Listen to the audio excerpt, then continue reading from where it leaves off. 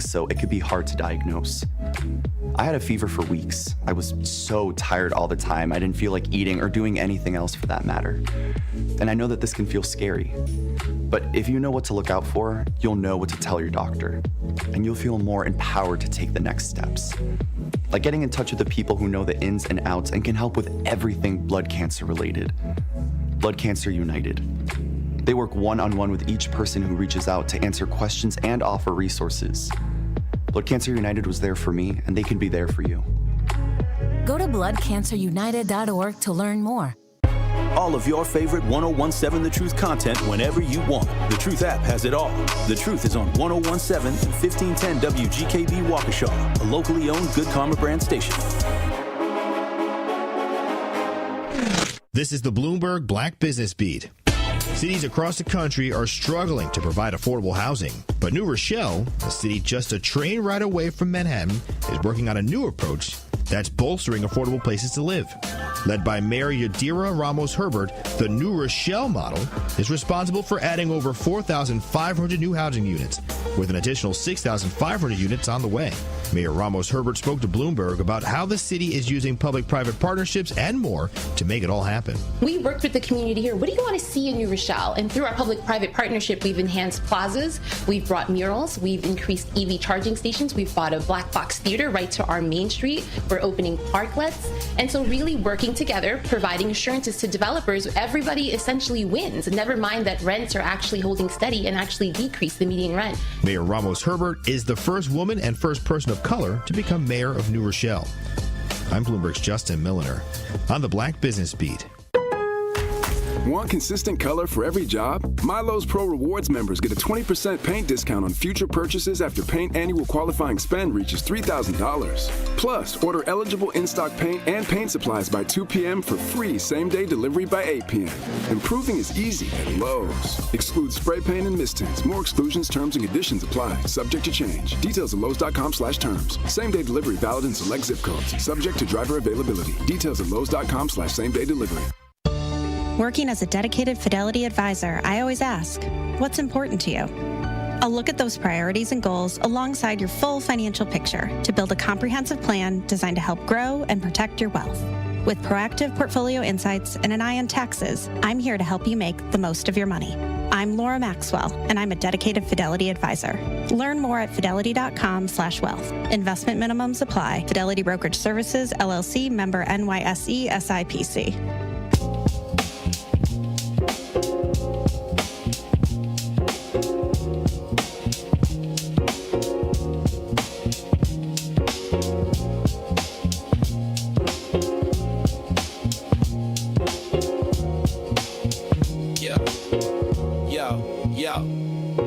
He steps to the mic with a boom, ping, ping.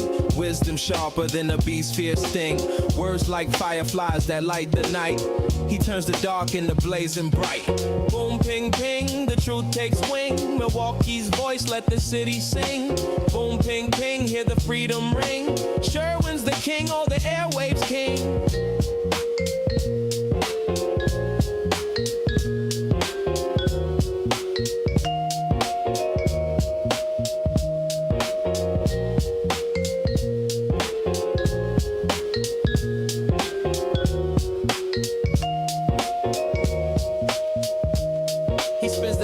Shake the ground, unveils the truth where lies abound. Politics, justice, social streams. He molds the chaos into dreams. No silence here, just the sound of change. Boom, ping, ping, rearrange. Boom, ping, ping, the truth takes wing. Milwaukee's voice, let the city sing. Boom, ping, ping, hear the freedom ring. Sherwin's the king, all the airwaves king. Through the static, through the noise, he amplifies the people's voice. Boom, ping, ping, like a heartbeat's call. He's got the wisdom to break down walls. Yeah. Da, da, da, da, da, da, da, da, da.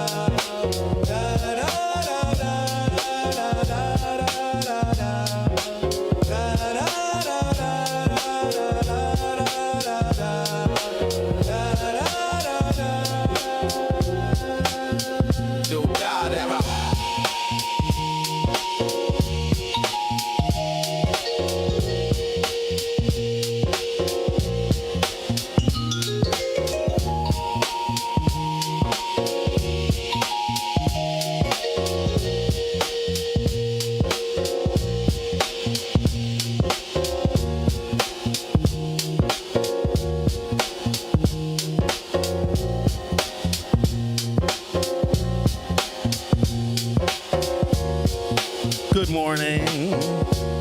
Welcome to the program. Today is Tuesday, March 10th, 2026.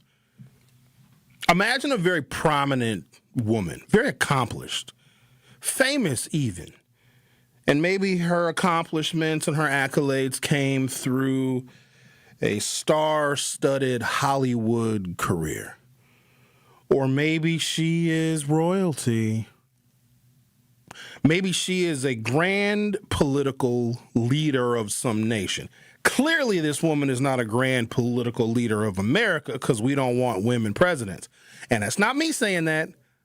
That's the votes of women in this country saying that.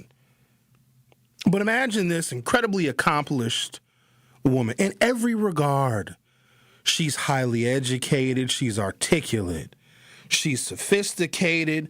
And let's throw in money and wealth for good measure. And she happens to be married. And let's say she just married just a regular fella. She is the one that is the leader of this dynamic duo. She is at the top. She is elevated. Okay? She married a guy that, I don't know, she met in college or maybe she met him on a movie set. But I really want you to picture this incredibly prominent woman that takes the lead over her man. She is more well-known. She is accomplished. She is famous. He is not. In fact, his only fame comes from the fact that he is married to her, meaning if this man was not married to this woman, we would not know his name, we wouldn't know his bio, and we could not distinguish him from any other man in any random crowd. And imagine this incredibly accomplished woman that girls look up to, that other women look up to. Even women older than her look up to her. She's incredible. She's dynamic. She is a leader in every sense of the word. Hell, even other men look up to this woman. Now imagine this woman. Maybe she's real, maybe she's fictional. But imagine this woman who we all know and we all respect, and this could be a fictional woman. She's very accomplished, intelligent, articulate. She's a leader. She commands respect wherever she goes. People speak of her with such high regard. Remember, her husband is nobody without her. We wouldn't know him. In fact, some would say she married down. He, as lucky as he is, he married up because he is with this incredibly successful. And let's just throw in beauty, too, because I know how we like to overestimate beauty in our society, which I think is a bit of a misnomer because, newsflash, everybody is beautiful. All women are beautiful. All women, when they post pictures online, they're going to post the most beautiful picture. They're going to put filters on their pictures. They're going to get their hair done. Maybe it's not even their hair. They're going to get their makeup done. Maybe it's not even them doing their makeup. They're going to get lashes and they're going to get their eyebrows micro-needled. They're going to do all of the things. They're going to get the collagen injected in their lips so it always looks like they're making the kissy face. Everybody is beautiful. Beauty is no longer an accomplishment, but it's an additive. So let's throw that in for good measure as well. Because people, more women than men, overestimate beauty. A beautiful woman could get cheated on. The first thing people say, the first thing her female friends will say, how could he cheat on you? You're so beautiful. Looks ain't got nothing to do with it. In fact, the other woman that he cheated with, probably ugly. So beauty means nothing. Don't let me digress. I got a point I got to make. But imagine this woman who is just exalted. We praise this woman. She's incredibly accomplished. She is the best thing since sliced bread. Hell, she might be sliced bread. She might have invented sliced bread. Do you have a good image of who this woman is? And she's some famous lady. She could be a princess. She could be a queen. She could be an actress. She could be some great political leader of a nation, but clearly not the United States because American women don't want to vote for a woman president, okay? Imagine she shows up at a really prominent event where international eyes are going to be at this event. Cameras from all over the world. And the cameras are going to show all these other prominent couples. They're going to show other presidents and first ladies, other kings and queens of other nations. And this woman, the one which I am describing, is there by herself. Her husband is not with her. Now remember, she is the important one. Her husband was not famous. In fact, he has been made famous because he is married to her. She is the leader. She is the one that is exalted, and he doesn't show up. Could you imagine how bad we would talk about him? Like, what on earth could he be doing that he is not with his wife, who is infinitely more loved than him, more popular than him, more accomplished than him? I might even be the first person to say something about her missing husband, and then we'd think all of the bad things. Her husband must have a mistress. He must be cheating. She should divorce him. How dare he not show up for her? Imagine an empty seat next to this woman, this accomplished woman, this smart woman, this beautiful woman, this rich woman, this intelligent woman, this incredibly accomplished woman. Maybe she's the leader of a nation, clearly not America. Maybe she's a queen. And her husband opts to not be there. And the optics of it is just embarrassing. And we immediately would feel deep sympathy for her. We would take her side. Now, we don't know the story. We don't know why her husband is not at this star-studded event, this international event where all of the news cameras are there. Not just American news, but international news showing this woman who we all know and we all love. It could be a real woman. It could be a fictional woman. But imagine her less than her husband. Her husband is less than her, okay? He's not there with her, not there by her side. If there's a person who would have every right to not want to appear with her husband, I'd say it would be Hillary Clinton, considering what we know about Bill. And it's crazy because Bill Clinton, I think, is going to be 80 years old this year, and we are still learning more things about him and some of his affiliations, connections to Jeffrey Epstein and the Jeffrey Epstein Island.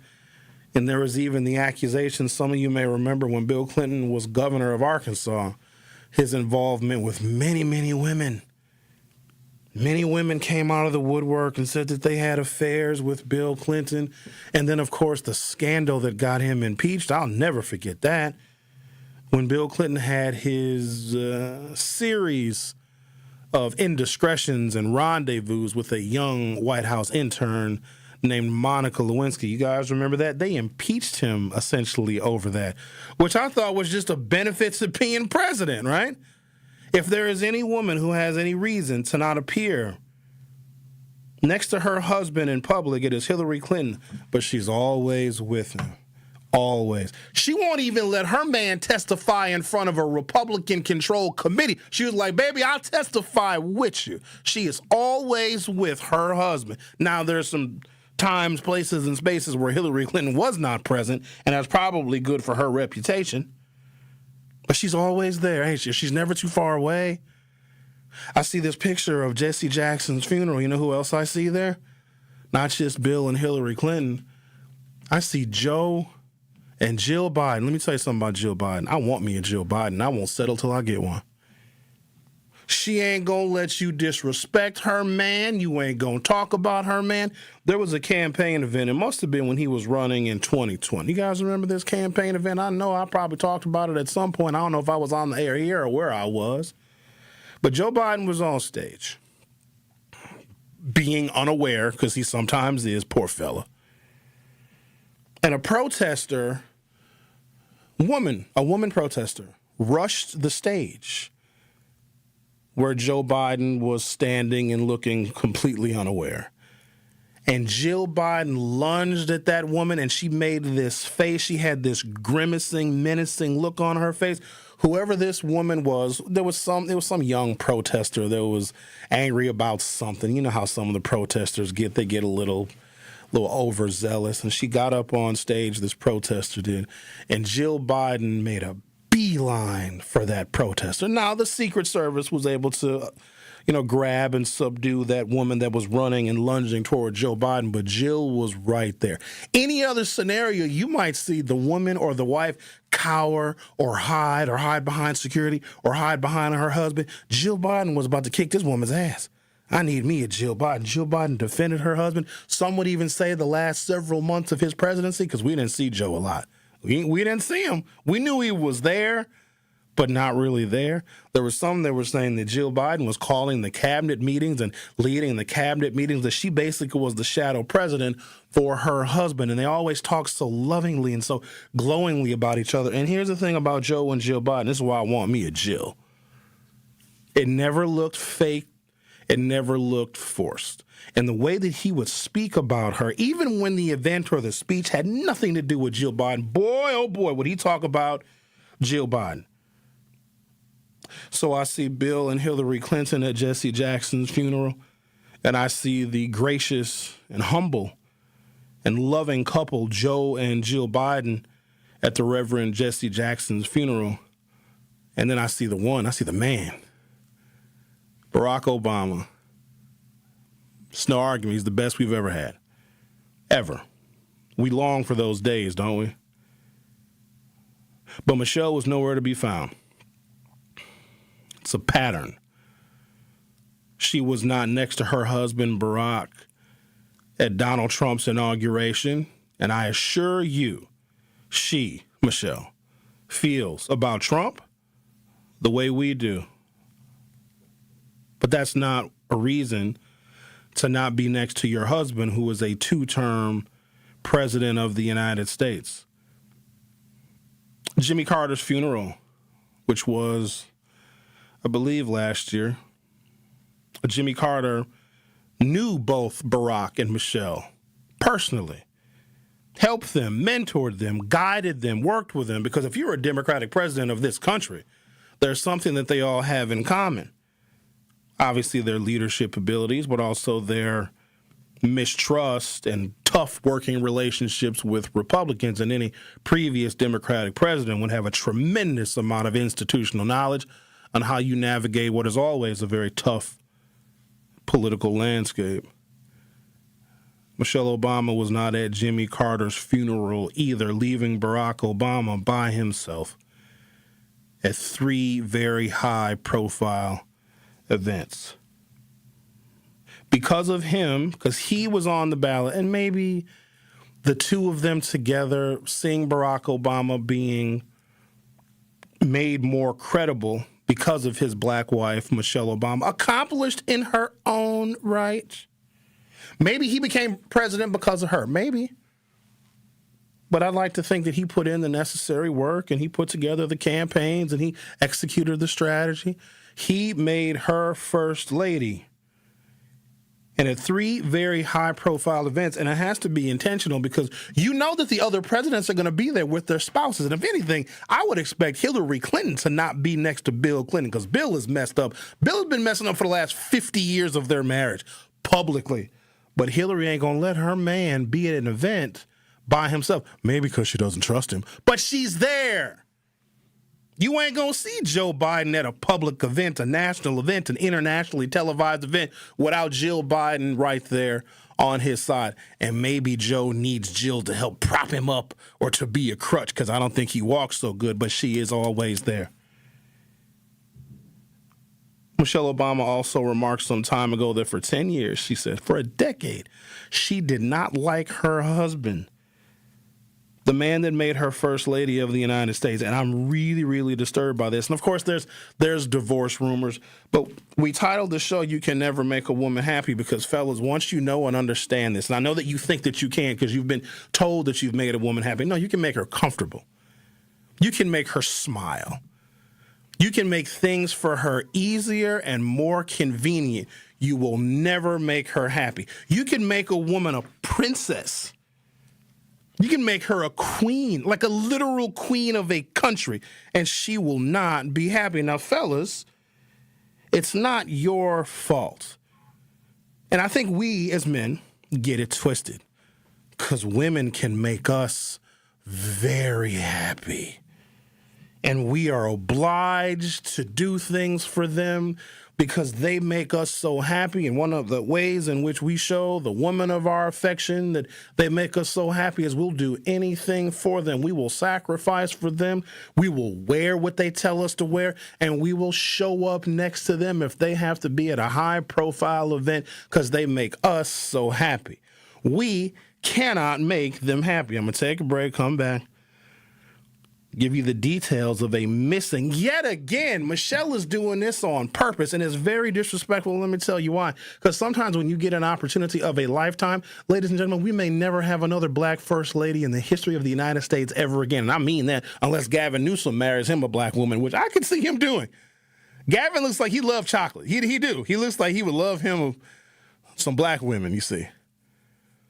And the fact that she is not doing some of the ceremonial things that we expect a former president and a first lady to do, I think it's disrespectful. It really, really is, because this is a previous president sitting without his wife, but every other previous Democratic president was there at Jesse Jackson's funeral or at Donald Trump's inauguration or at Jimmy Carter's funeral, and Michelle Obama intentionally and on purpose is not there with her husband.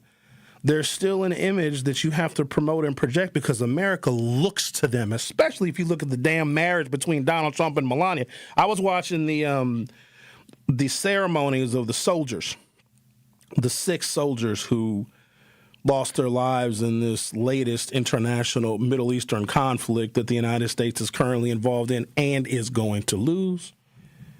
Melania didn't even want, she was there with Trump, but she's not even close to him. Like the distance between Melania and Donald Trump when they were standing there welcoming these soldiers' bodies home, like it was tangible how much she hates his guts, but she was there. The Truth with Sherwin Hughes on 101.7 FM. We'll be right back. Don't touch that dial. The Truth with Sherwin Hughes will be right back on 101.7 The Truth, The Truth app, and 1017thetruth.com. Coming with straight truth. We can do anything when it comes to being organized, when it comes to making sure that we're active, when it comes to making sure that we're holding people accountable and making sure that we get something out of the deal. Y'all don't know how to make deals. Y'all mad at Donald J. Trump because he's trying to make deals or trying to say that he's the master of the art of the deal. Well, okay, what deals is you trying to make? Catch the Tory Lowe Show every weekday from 1 p.m. to 4 p.m. This is your Milwaukee Public Schools City Conference Basketball Weekly Update on the award-winning 101.7 The Truth. The WIAA basketball playoffs are in full swing, and 2 MPS teams are carrying the banner for the City Conference. The Milwaukee Juneau Pioneers opened the postseason in emphatic fashion, overwhelming Kenosha Christian Life 79-32. Juneau followed that up with another statement win on Saturday, surging past Living Word Lutheran 91-61. Now the top-seeded Pioneers set their sights on a sectional semifinal showdown against Cedar Grove, Belgium on Thursday night at Milwaukee Lutheran High School. In Division I, the Milwaukee Hamilton Wildcats are also dancing into the sectional semifinals after impressive victories over Rufus King 58-40 and Franklin 62-53. The Wildcats now prepare for a marquee matchup against undefeated Wisconsin Lutheran on Thursday night at Whitefish Bay High School. This has been your Milwaukee Public Schools City Conference Basketball Weekly Update. The Truth with Sherwin Hughes returns after this on 101.7 The Truth, The Truth app, and 1017thetruth.com.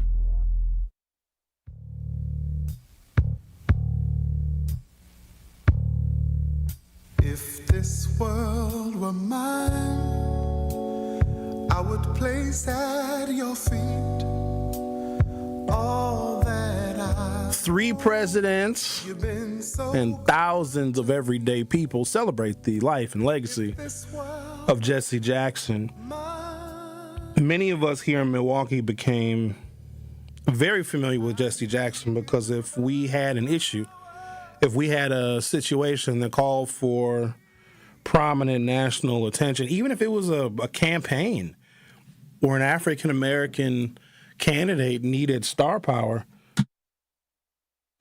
Jesse was here. I remember him campaigning vigorously for Lena Taylor and Congresswoman Gwen Moore. I remember when there was a proposal to levy taxes on churches. Jesse Jackson was here pushing back on that idea and maintaining the nonprofit tax-free status of churches. So Jesse had been here more times than I can count. I interviewed him. I had no idea. I've got pictures with him. In fact, my previous intro to my program, to this show, features a bit of a speech from Jesse Jackson and also a part of an interview that I did with him, so I became very familiar with him. So folks in Milwaukee know him, and we've known him for many generations, and he's touched many generations of Milwaukeeans. But that is nothing compared to what he did for Chicago, where he is from, where his son was a member of Congress, and what Jesse Jackson did for both Barack and Michelle Obama in terms of mentorship and paving the way. And I know some of you might recall the words, the disrespectful words that Jesse Jackson may have used regarding Barack Obama, because Jesse didn't like the attitude that Barack Obama exhibited on a couple of occasions when it came to the African-American community, whether it be in Chicago or nationwide. And Jesse let his feelings be known on a hot mic. But you got to understand, in the black community, those that came before us, that paved the way, that suffered and that sacrificed, they're always going to find fault with the younger generation because they may be less than pleased with the path that we, the younger generation, choose to take. And they'll chastise us, sometimes privately, sometimes publicly. That comes along with it. But also, at the same time, Jesse Jackson was present at Barack Obama's inauguration, and he had tears in his eyes. So I don't want anyone to dismiss nor downplay the impact that Jesse Jackson had on both Barack and Michelle Obama, because they're also both from Chicago. You could not be involved or engaged or politically active or astute in Chicago and be black and not have some interaction with or be influenced by Jesse Jackson. And I am even more disturbed that Michelle Obama would not attend the funeral for no other reason, just to pay respect for essentially an adopted native son of Chicago, which is Jesse Jackson. In life, Reverend Jesse Jackson sought out the powerful with tireless intensity. In death, the powerful sought him out one last time as 3 former U.S. presidents and a galaxy of luminaries paid tribute to the civil rights leader on Friday on Chicago's South Side. Former presidents Bill Clinton and Joe Biden and Barack Obama, former Vice President Kamala Harris, and former First Ladies Hillary Clinton and Jill Biden were joined by thousands of celebrants in the 5-hour public homegoing service at the House of Hope, located at 752 East 114th Street, a 10,000-seat facility in the Pullman neighborhood. Doug Emhoff didn't need to be there, so some of you might be saying, oh, well, Kamala Harris was there without her husband. We don't even care who Doug Emhoff is. He was like the least important person to Kamala Harris's campaign, but I will say this, Doug was always there, because, you know, Kamala was in Milwaukee a ton. She was in Milwaukee so much, we kind of got sick of Kamala, you know what I mean? We got, hey, Sherwin, Kamala's available for an interview. I would say, again? Don't she have other places to be?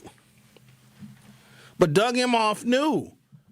We only knew him because of her, and every public appearance where you would expect a prominent person, man or woman, to be, Doug Emhoff was there. But this is the third such time that Michelle Obama has missed a national or international event where every other president and first lady were together, but she opts not to do that. And then when she gave the podcast, and the other thing is, you know, people have, relationships are private, and you have your details of your relationship. One thing that mature people know, never tell anybody your business. Ever. And I know that when you get into it with your partner, with your spouse, when your significant other, you want to confide in somebody. Ladies, you want to confide in your female friends or your mama or your auntie or your coworkers. Please stop. Because a lot of times those women thrive off of the misery you have in your relationship. And here's the other thing that it does. It's toxic and it poisons a relationship from the outside, because regardless of how private our relationships are, there still needs to be a certain amount of public approval of them. Because if, ladies, you get into an argument with your fella over, he didn't put the toilet seat down. which shouldn't even be an argument. Let me tell you why. The lid is always supposed to be down because when the lid is up, it spreads bacteria in the bathroom. So the toilet seat is always supposed to be down. There shouldn't even be a debate. But anyways, the lady is mad that her husband or boyfriend, fiance, significant other left the toilet seat up, and boy, she's hopping mad because she went to use the bathroom in the middle of the night and she didn't have a nightlight in the bathroom and her ass fell in the toilet. Whoops. Splash. And then she goes and tells her girlfriends how terrible of a man he is, but she'll never tell them when he does right. No, she knows better than that because, ladies, you know, if you brag about your man too much, even to your trusted female friends, you are going to be attracting them to him. Some women know what I'm talking about. Others of y'all have yet to discover that. So you don't want to say how wonderful your man is because then you're going to sound like you're bragging and you're boasting because most of the women that you're talking to were single because they're unwanted. So you don't want to talk about how good your man is, but you will talk about how terrible he is because you may have that in common with them, especially if they're single, because those single friends of yours, well, they hate men because men are the problem. But if you don't balance that out, then your friends or your female counterparts are going to hate the man that you were with because you only tell them when he does wrong. And that is poisonous. And so what you should do is don't tell anybody anything. If somebody asks you how your relationship is going, it's going fine. And then talk about the weather, change the subject. But when Michelle Obama put it on Front Street and said for 10 years she didn't like her husband, why would you say that? Because if Barack Obama would have got on somebody's podcast and said publicly that he didn't like Michelle for 10 years, that could have cost him the presidency. Do you see the double standard there, which is categorically unfair? I couldn't even imagine. But here's the thing. Even in the events where Barack Obama was by himself and Michelle just opted not to be there, he still defended his wife. Still. Take a break. Come back. Michelle Obama addresses lack of public appearances with husband Barack following divorce rumors. I think they should just go on and do it. Do it. Michelle, file on him. Because guess who will do better as a single person? Him. I guarantee Barack Obama get him a white girlfriend in 3 months. Woo, y'all be hopping mad. I'd be like, go ahead, Barack. No, don't shake your head, Xavier. No, he put up with all this being by himself because we would feel horrible if it was a woman as prominent as Barack Obama and there were 3 public appearances where that very prominent woman was without her husband. We would be disrespectful to her husband. We would pull no punches when it came to how bad we would talk about that prominent woman's husband not being there for her. Well, the same thing holds true for Michelle. I think they might as well go on and do it. Now, they're downplaying the divorce rumors, of course, because you don't want to put that out there. But she's making it obvious that something is wrong. And it really started with her saying in a podcast she did a few years ago, saying that there was a whole 10-year period where she didn't like Barack Obama. But while they were president and first lady, you got to make appearances. You got to look like you're happy. You got to be together. But now all of that is done. Michelle, if you want to live your best life, because listen, women file 90%. Now, it ranges from 66 to 90% of all divorces are filed by women. That's not an accident, gentlemen. You cannot make them happy. And once you realize that, fellas, you will be happier because her issues and her situations and her emotions ain't got nothing to do with you. You can't fix her. You didn't make her. Take a break, come back. Oh, look, we have a foremost relationship expert on line one that is probably going to illuminate and elucidate this issue for us in ways that I clearly can't. So our relationship expert is going to be up next. You are listening to The Truth with Sherwin Hughes on 101.7 FM. Don't go anywhere. I'll be right back. Don't touch that dial. The Truth with Sherwin Hughes will be right back on 101.7 The Truth, The Truth app, and 101.7thetruth.com. Thank you, Milwaukee. Because of you, the second annual Truth Community Awards was an unforgettable celebration of the leaders, changemakers, and heroes who make our city shine. A special thank you to our incredible partners, Milwaukee College Prep, the Milwaukee Bucks Foundation, Gruber Law Offices, Steinhoffels, Cousins Subs, and 3rd Street Market Hall. And thank you to our presenting sponsor, Potawatomi Casino Hotel. Together, we're celebrating community, culture, and impact. We'll see you next year at the Truth Community Awards. Many of our most important memories are made at school. But for children like Victoria, the classroom can be a place of fear and isolation. She wore a bandage over her cleft every day, too shy to speak, too afraid to smile. Everything changed after one life-transforming surgery made possible by Smile Train. Today, Victoria's smile lights up her classroom, a symbol of confidence, connection, and new beginnings. Due to stigma, children with untreated clefts often miss out on school entirely. But thanks to Smile Train, students like Victoria are stepping into the classroom, raising their hands, and finding their voice. Smile Train partners with local experts to support with free cleft surgeries and other comprehensive care, empowering children to thrive in school and in life.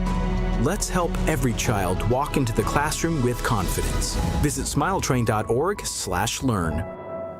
Metastatic breast cancer, or stage 4 breast cancer, happens when cancer spreads beyond the breast to other parts of the body. About 168,000 women are living with it today, with Black women at a higher risk due to various factors. Research has led to treatments that help manage the disease and improve quality of life. The Everyday Counts study explores how nutrition and exercise coaching can support women with metastatic breast cancer. To learn more about the Everyday Counts study in Milwaukee, call 414-955-8819 or email edc@mcw.edu. If you or someone you know has stage 4 breast cancer, please encourage them to call and enroll in this valuable study. Again, call 414-955-8819 or email edc@mcw.edu.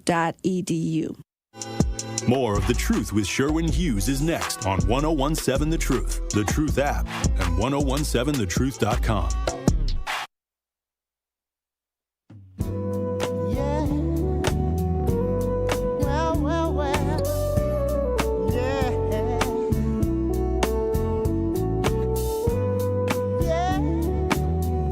If you go to youtube.com or open your YouTube app from your smartphone or other mobile device, search 1017 The Truth. Of course, hit subscribe. You'll be able to participate in today's YouTube poll, because at some point I want to talk to you about the generations, and I'm curious because I have an inquisitive temperament. What generation do you belong to? Are you a baby boomer, born between 1946 and 1964? Or are you a member of Generation X, born between 1965 and 1980? Are you a millennial, born between 1980 and, hell, I don't know, 95, 97? Or are you of the youngest birth cohort, 96 until 2012?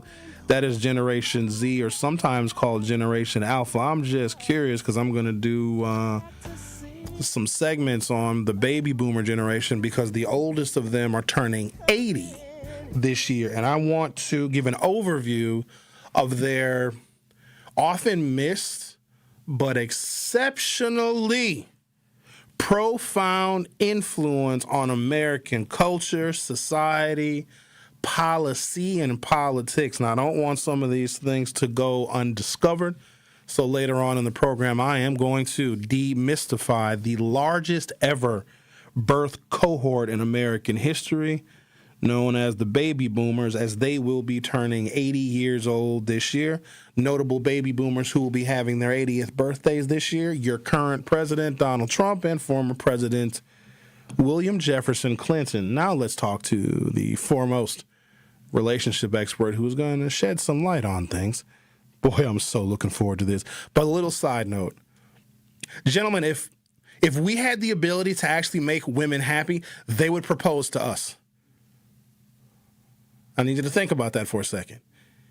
If we actually could make them happy, they would propose to us. They make us happy. That is why we propose to them. There is a gigantic difference. Now, I know some of y'all are saying, that's not true, Sherwin. There's always exceptions to every damn rule. You know what I mean? Let's talk to, hey, Bob. Hey. Hello, Sherwin.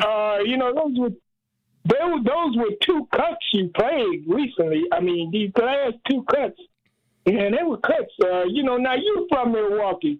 I'm from Chicago. I understand Obama's wife more than you do. I understand where she's coming from. You don't. Based on the fact that you can't make women happy is not the point. Here's the point, Sherman.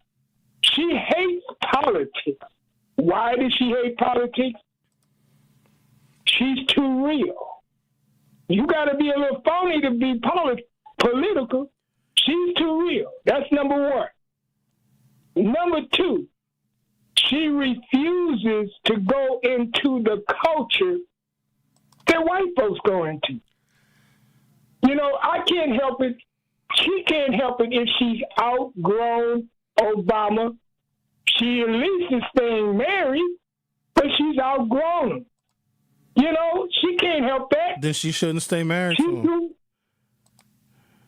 Not that she's staying married. Bob, hold on for a second. You over here talking like Michelle Obama. You also talking like you have the ability to make a woman happy. So I propped you up a little bit too much. I was being a little tongue-in-cheek when I said that, but I regret my mistake. You ain't no foremost relationship expert, man. When the last time you been with a woman, Bob? Who was president? Kennedy? Reagan? No, here's the point. She's from Chicago. You don't know nothing about Chicago, man. You know about Milwaukee. I know about Chicago. So I got a little edge over you. And I understand. So Chicago women are not supportive of their men, even if their men put them at the highest level that any woman, let alone a black woman, could ever be. Got it.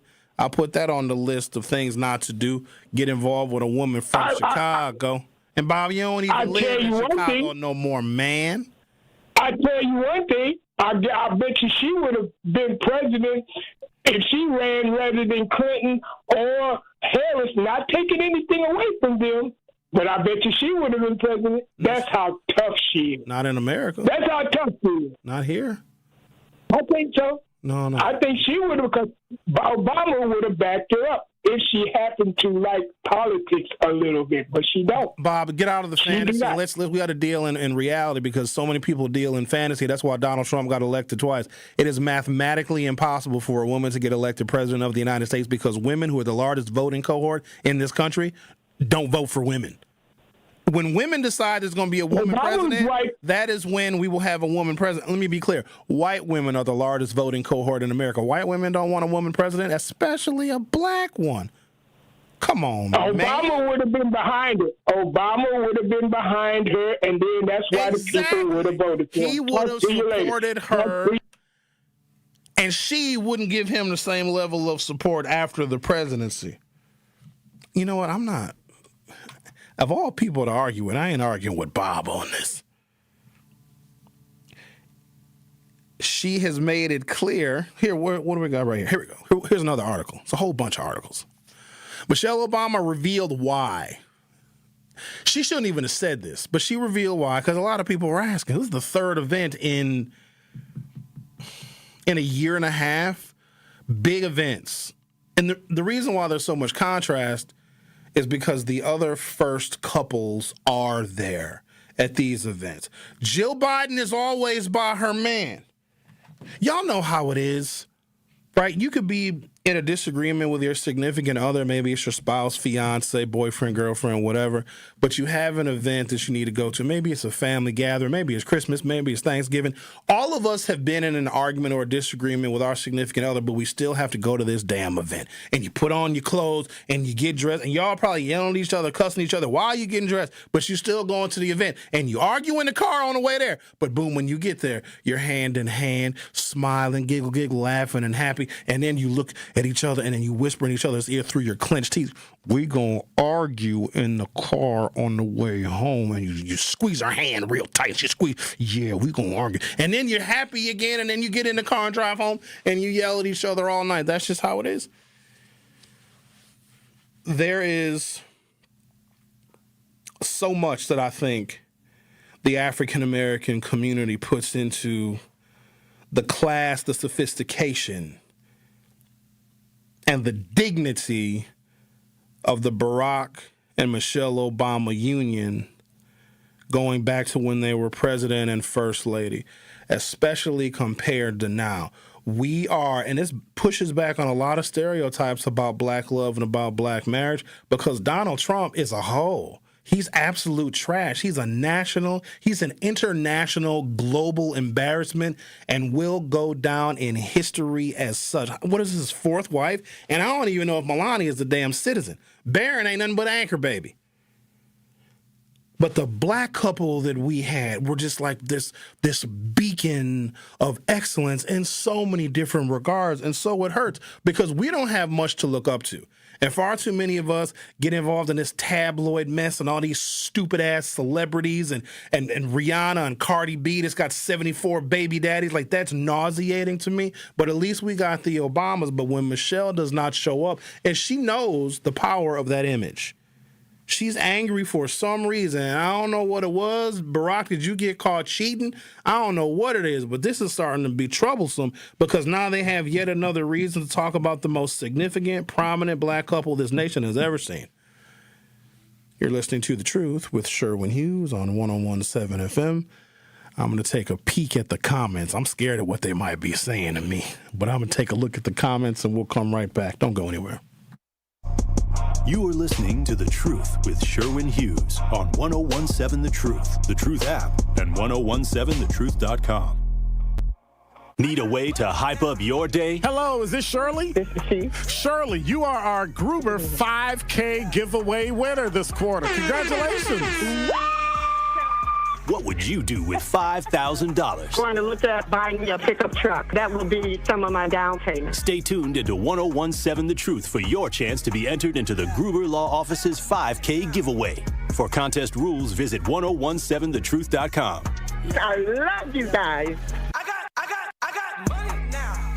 As the White House threatens to take over state elections, restrict abortion nationwide, and take away our health care, the Wisconsin Supreme Court is the last line of defense for our rights. That's why the Supreme Court election on April 7th is so critical. The ACLU does not endorse or oppose candidates, but wants you to make an informed decision. When it comes to abortion rights, Maria Lazar supported overturning Roe v. Wade and is endorsed by groups that want to ban abortion. Chris Taylor voted against abortion bans and defended abortion rights while working with Planned Parenthood. And on the issue of voting rights in Wisconsin, Maria Lazar defended efforts to rig elections for one political party through extreme gerrymandering of congressional and legislative districts. Chris Taylor opposes rigging the system with extreme partisan gerrymandering. On April 7th, stand up for our rights. Paid for by American Civil Liberties Union, Incorporated. The Humane Animal Welfare Society, HAWS, believes in keeping pets healthy and families together. No one should have to choose between rent and veterinary care.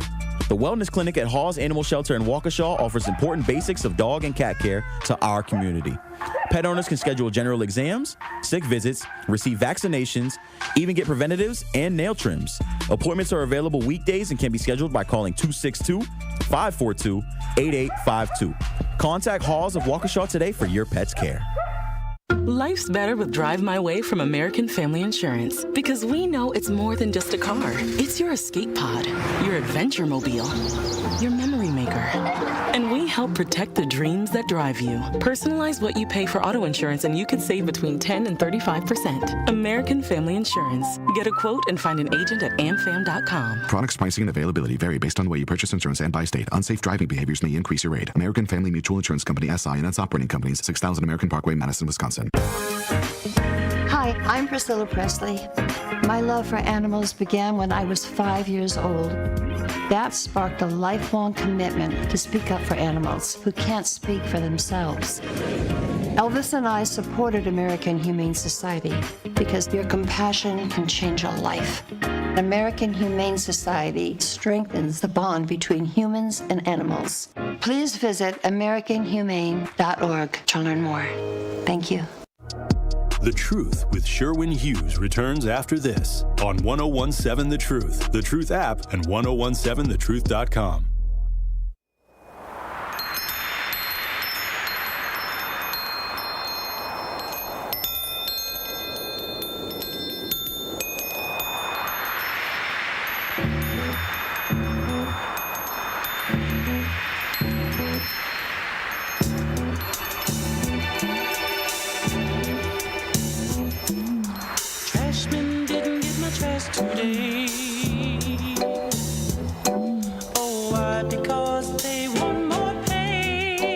I think she's cheating. Michelle Obama revealed why she and her husband Barack don't make many public appearances together anymore amid speculation about the state of their marriage. On Thursday, the former First Lady was a guest on NPR's Wild Card podcast with Rachel Martin, where she said she's not photographed along Barack Obama because of their age. Now, hold on. Let me just give an example here. Only one really making noise is Miss Shaq, which par for the course. When Hillary Clinton goes on a podcast or makes some kind of, I don't know, public appearance or is getting interviewed, Jill Biden too. They'll never talk about their relationships. Never. Never. First thing Michelle want to talk about. On Thursday, former First Lady was guest on NPR's Wild Card podcast with Rachel Martin, where she said she's not photographed alongside Barack Obama because of their age. This is the worst excuse I ever heard. Michelle Obama giving excuses like a cheating man. That's why I think she's cheating. And if she is cheating, what you gonna do about it? Nothing.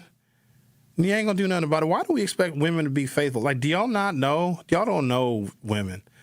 They cheat so good. They're so good because they have like a whole like community of people that will maintain their lie, and we would never, ever as men be the wiser because their routine doesn't change. If she gets home from work at 5 o'clock and starts dinner at 5:30 and dinner is done by 6, that routine is not going to change. If she goes out with her friends every payday happy hour at 5 o'clock till 7 o'clock and she's home by 7:15, she's still going to be home by 7:15.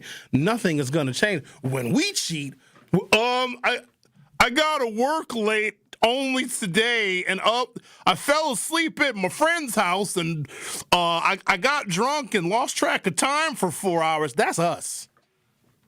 They don't change that routine. Quote, the fact that people don't see me going on a date with my husband sparks rumors of the end of our marriage, Michelle said. Quote, it's like, okay, so we don't Instagram every minute of our lives. We're 60. We're 60, y'all. You're just not going to know what we're doing every minute of the day. Then she goes on to use the fact that they're 60 years old, which is not old, that they don't go on dates that often. My parents went on dates until my father died. Because if you're not going on a date with your husband, who you going on a date with? Now, let me also say this. I am not over here requiring Michelle Obama to be faithful, because that ain't my problem. That's Barack's. But if she is quick to talk about her relationship, because he could do the same thing, but we would look at him differently. we would lose a lot of respect for Barack Obama if he said, Michelle and I we don't really do much together. We don't sleep together anymore either. I don't get no nookie. I don't get none of that cookie. We'd be very mad at Barack Obama for exposing the details of their personal relationship. I'd be like, yo, Barack, chill, bro. We don't need to know all that. That's disrespectful to your woman. My issue is, and clearly I have one, is that he is respecting a code in and of relationships that she is not. If there is speculation, if she's doing an interview or she's doing a podcast, because it seems like she is platforming herself based on the speculation that their relationship isn't doing well, but she's doing that by not showing up at events, because if every other president is there with their wife and she's the only one that's missing, now we're starting to look like a stereotypical black couple again. And I just wanted one couple, just one, y'all, not asking any of y'all to put in extra effort. I just wanted one prominent black couple, especially in contrast to what we have in the White House right now, that look the part of a good union that we can use as an example. Just one. And it's millions and millions of black couples, I'm sure, that are doing great, but they're not featured prominently, because you know that we are looked at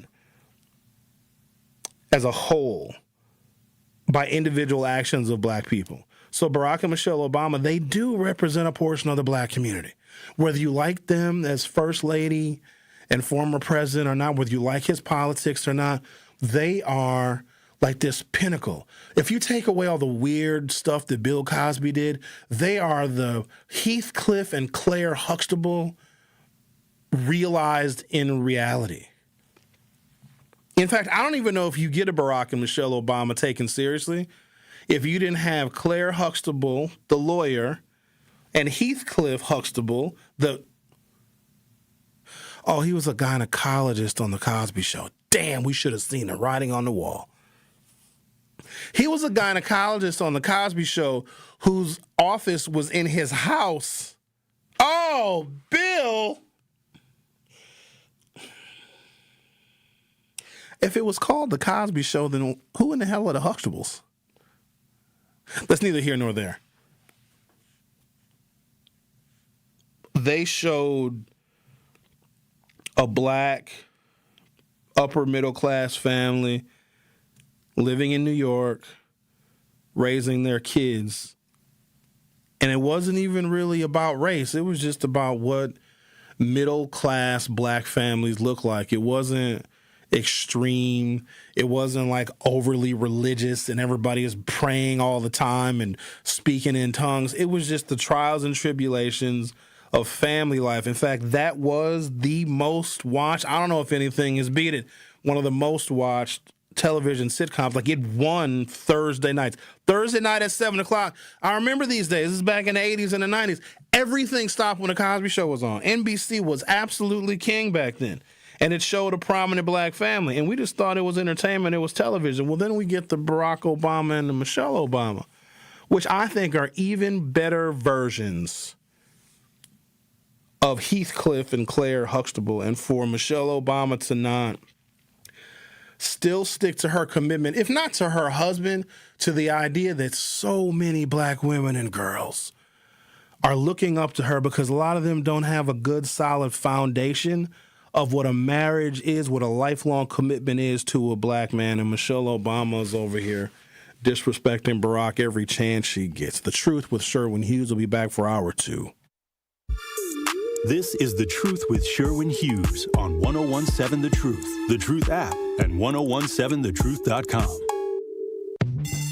Forward Together for Kids is going live on The Truth with Sherwin Hughes. Join City Forward Collective's Celestin Morgan Jr. along with special guest Dr. Howard Fuller, former Milwaukee Public Schools superintendent and fierce advocate for education, for a thoughtful discussion on Milwaukee's North Side education crisis. Tune in Thursday, March 12th at 11 a.m. on The Truth with Sherwin Hughes and join the conversation. Never miss a moment of The Truth with Sherwin Hughes on the new 101.7 The Truth. You know who's responsible for those kids' safety? Everybody at Waterford High School. The police, the law, decency, morality is responsible for those kids' safety.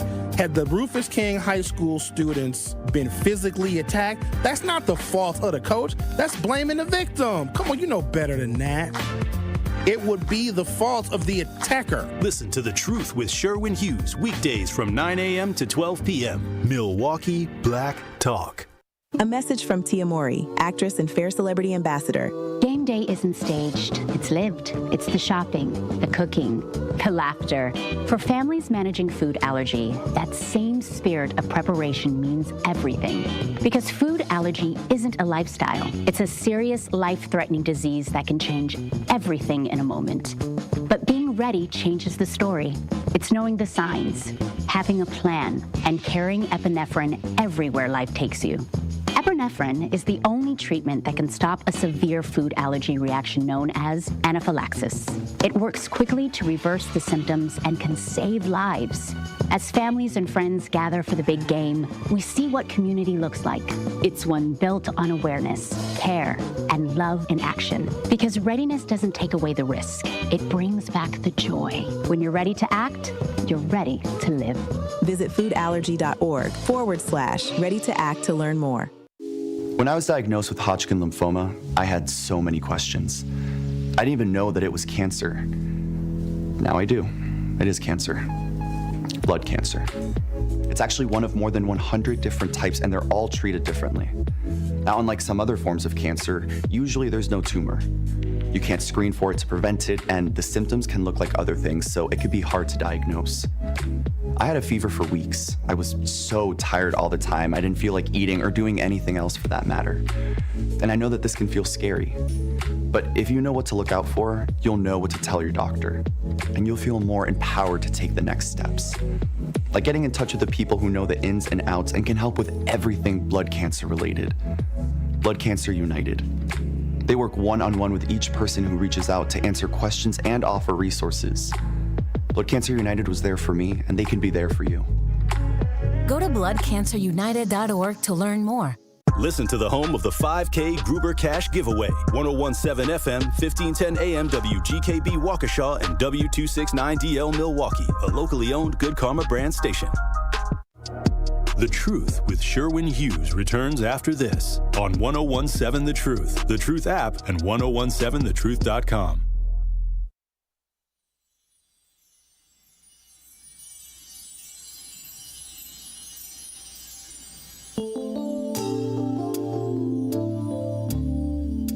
Une plaie d'étrange affectueux.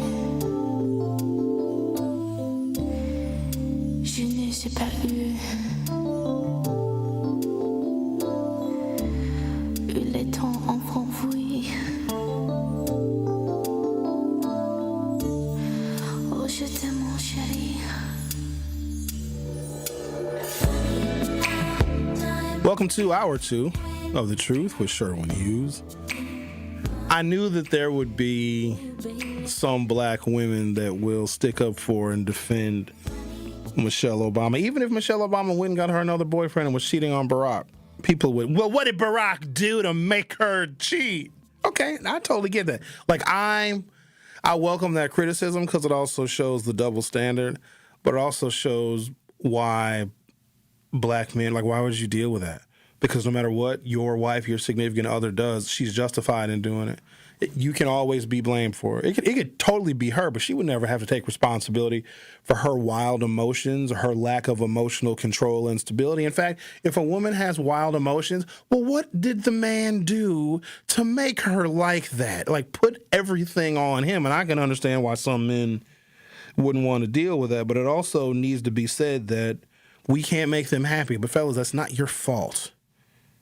It isn't. It's just how the world works.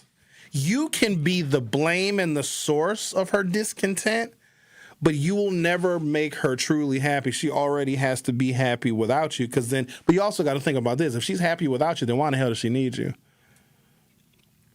I celebrate the fact that women they're doing better financially. That might be one way in which we can measure. women's success and their progress over the years. I'm going to talk about the baby boomer generation, how they did so much to lay a foundation for America. Whether it's good or whether it's bad, I think it's worthy of examination because it sets the tone for other generations, my generation included, as we are the generation born of the baby boomers. But we are, in Generation X, we're unique because we were born after, or essentially during, the invention of the birth control pill. So we are the smallest generation. My generation was aborted a lot. There's nothing wrong with that, though, because, some of us maybe shouldn't have been born. It's fine. But then also, as women were entering the workforce, family planning can slow you down. And also, women are having less children. I think that's a success, too, because what we find is that unless it's really rare circumstances, the number of children a woman has is directly correlated with lower levels of education. The more educated a woman is, and this is just statistical fact, we can get into the social details and causes of it if you'd like, but the more educated a woman has, the less children she has, if she has any, especially in younger women. But if women are making more money, and they are, and there's some metro areas, there's 25 or 30 metro areas where the disparity between men's pay and women's pay is literally non-existent, or it's like 95%. Women are making 95% to 100% of what men are making in 25 or 30 large metro areas in the country. So the income disparity essentially has evaporated, and I'd like to think it's because of the very first piece of legislation that Barack Obama signed, and shout out to him. It was called the Lilly Ledbetter Fair Pay Act. It was the first thing that he signed into law. And the thing about presidents, especially new ones, they can create this symbolism of their presidency because he had a whole bunch of bills on his desk. I'm sure there was tons of them. A lot of them dealt with infrastructure and the economy because, we had the wars going on. So Barack Obama had a lot of work cut out for him. But he was very intentional in signing into law the Lilly Ledbetter Fair Pay Act, which makes it a lot easier for women to sue and win if there is a pay disparity. But it also led to some pretty profound social changes that I'm noticing in the generations. So my parents' generation, the baby boomers, they didn't really do this. My generation, Generation X, we definitely don't do this. But millennials and younger are doing this, and this thing that they are doing in the workplace, which has always been taboo, it has led to better pay equity between men and women. Younger generations are quick to tell each other how much money they make.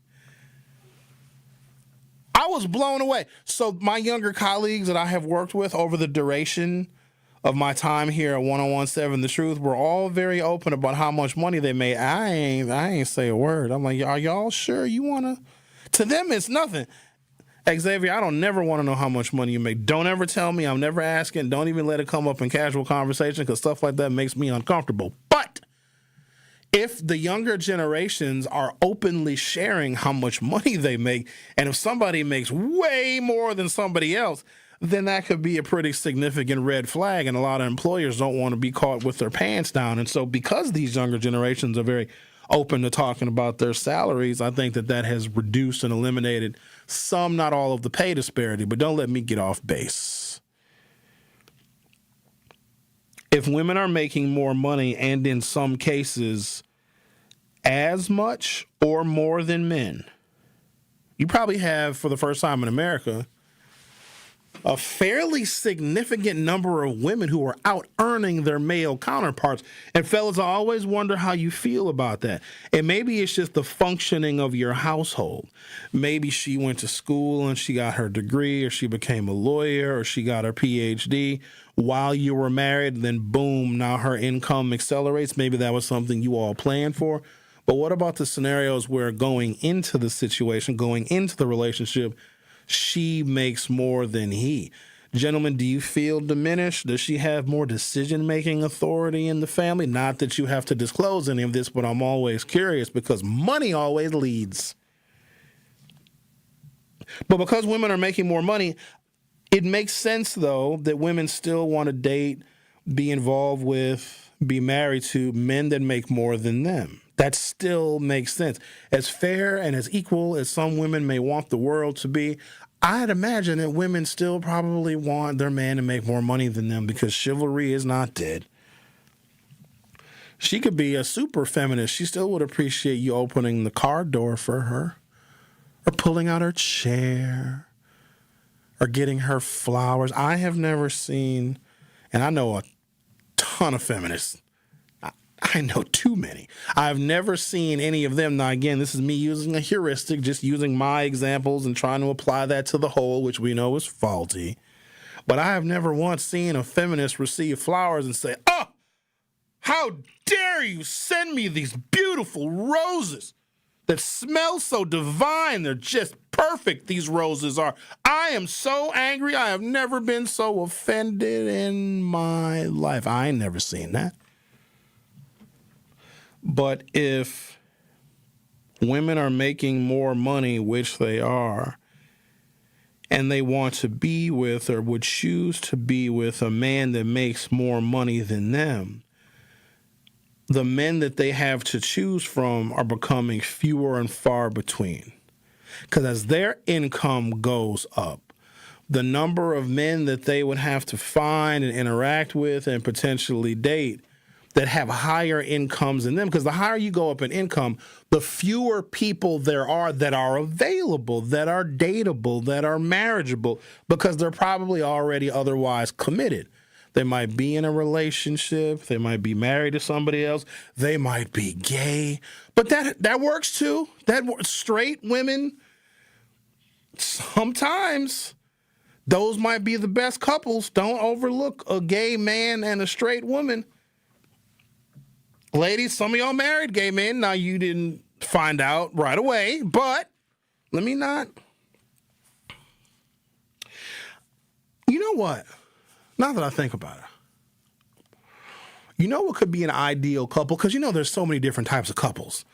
Polyamorous, polymorphous, polycule, that's a new one, a polycule relationship. There's so many different, and that's indicative of younger generations, right? The Gen Zs and the Gen Alphas, they do all sorts of stuff. They be having thruples, and they'll live together and share bills. 2 women, 1 man, 2 women. Somebody that's bisexual or trisexual, I guess that means you'll try anything. There's a non-binary people. There's all the different things. God bless you. If y'all like it, I love it. If it works for you, these blended relationships and blended families, that's great. But you know what would be a good couple? But I don't know if this is explored very much or if it's even talked about or discussed. A lesbian woman and a straight man. Because they could be like homies. They can go watch the game together. You know what I mean? They can share flannel shirts. And then if you want to go... You want to go to the Shake Club tonight, honey, or no? You want to? Yeah, I'll drive. That would be... I would marry it.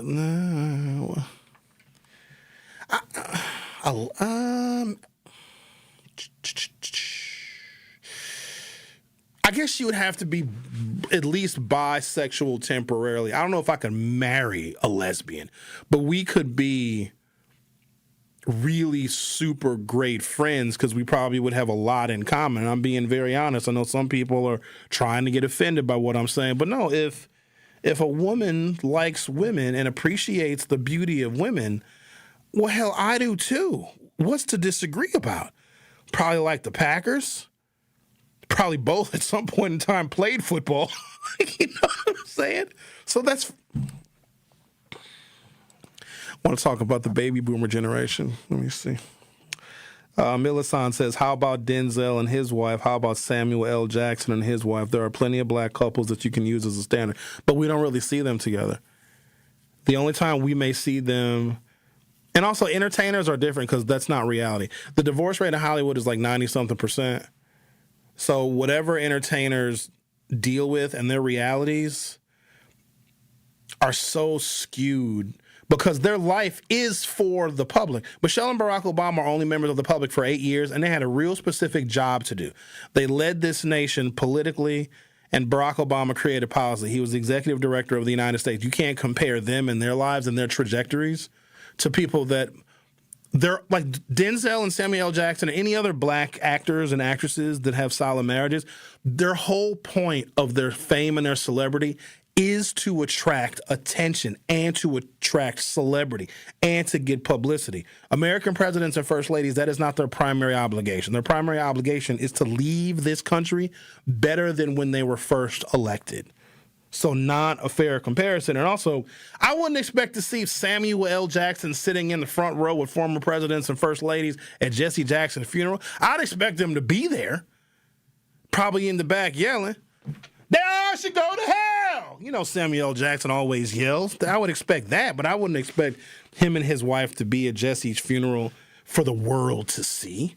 They're not prominent political figures. Even though Samuel has made his politics known, most people in Hollywood, we assume that they're lefties and they're liberals, but a lot of them keep their politics close to the vest because it can impact their careers. Some of them may not get roles or may not get, an obligation with a studio that can pay them $25, $30 million a picture if we knew their politics. In fact, I would argue that some of the most lucrative celebrities, not necessarily people that we look up to as African Americans, we don't know anything about their politics. Kevin Hart has become, I guess somewhat of a phenomenon. His stand-ups used to be funny, but then he got so corporate Hollywood that I think some of his comedy has lost its soul. But we don't know what his politics are. And maybe he did campaign for Kamala Harris, but I don't think that we know what they are. Another one, Will Smith. Talk about someone that took a beating because of their relationship. The way Jada did him. Oh, my God. And he still stayed with her. Even after her relationship with August Alsina was made public. And August Alsina is like their son's age.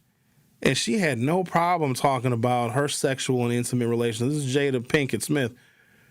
The relationship that she had with August Alsina, and Will is just a sucker, just a cuckold. Like, your wife is over here talking about being intimate with someone that is your child's age. Can we flip the script for a second? Could you imagine if Will Smith got on some podcast talking about his sexual involvement with a woman that is the same age as their children? Will Smith would have lost his whole career. But what does Will Smith do? Chris Rock is talking about Jada, and Will slaps her. Slaps him. Chris Rock lost that battle. He lost it, even though he stayed quiet for a while. Then after about a year, maybe a year and a half, Chris Rock did a tour. Did a stand-up comedy tour because he stayed silent after the slap. And it was simply called The Slap. When I say The Slap, you know exactly what I'm talking about. Just like if I say Madonna, you know who I'm talking about. If I say Cher, you know who I'm talking about. Prince, you know who I'm talking about. The Slap, you know what I'm talking about. Not only did Will face no backlash, I'm pretty sure dude won an Oscar that night after the slap and was allowed to accept it. Yeah, Chris Rock lost on that one. But there's celebrities. If I compared the two celebrity between a Will Smith and a Chris Rock, not even remotely close. I said all that to say this. We don't know what Will Smith's politics are. For all we know, he's a Trumper. We don't know that, right? Because Will Smith, he's a $20+ million picture guy, so is Kevin Hart, but we don't know their damn politics. So, Millicent, I said all that to say this. Using Hollywood celebrity relationships, and I don't even know who Kevin Hart is married to. I think he's on a second marriage, maybe. He admitted to cheating a lot, which never admit to it. Why would you do that? Why would you ever... First of all, why would you do it? Why would you be unfaithful? Just break up with a person. If you have that desire in your heart, if you're married and you want to be unfaithful, just get a divorce. You guys know that's ridiculous, right? Split assets and somebody has to move out and you got to get lawyers and spend however much money, and then there's the anger, and there's the bitterness, and then there's the back and forth and the tit for tat and all the pettiness. Just because you want to go and be with somebody else intimately, just go be with somebody else and don't get caught. Nobody gets divorced. Am I married? You were married? Who's to say I might be married right now? You know what I found out over the weekend? I shouldn't even be telling y'all this. Somebody I've known for 20 years, a very, very good friend of mine, he just told me that he's married to a woman that I know that they hang out, but they don't act married, they don't wear rings. He's like, yeah. He's like, Sherwin, you know so-and-so? I was like, yeah, how's she doing? Yeah, we got married 2 years ago. Couldn't believe it. So there are people that are married that you may not know about. But actually, you were asking me if I ever was married. I was not. And a reason why, whether I'm married now or not, is inconsequential. I'm 51 years old. And if I am married now, why I waited so long is because of what I know about women and how I am deathly afraid of them. And how there is nothing that you can do, gentlemen. There isn't anything you can do to keep them in the place in which you met them, right? You can't. There's nothing you can do. And I've seen women do some things. There's no way. Everyone evolves. Yeah, they do. I had to take a break, come back. I got to talk about these baby boomers. But this relationship stuff, y'all, shoo. A lot of what we discuss is, we do some political stuff, obviously. But at the foundation of politics is society. And if you go a step further, then it's community.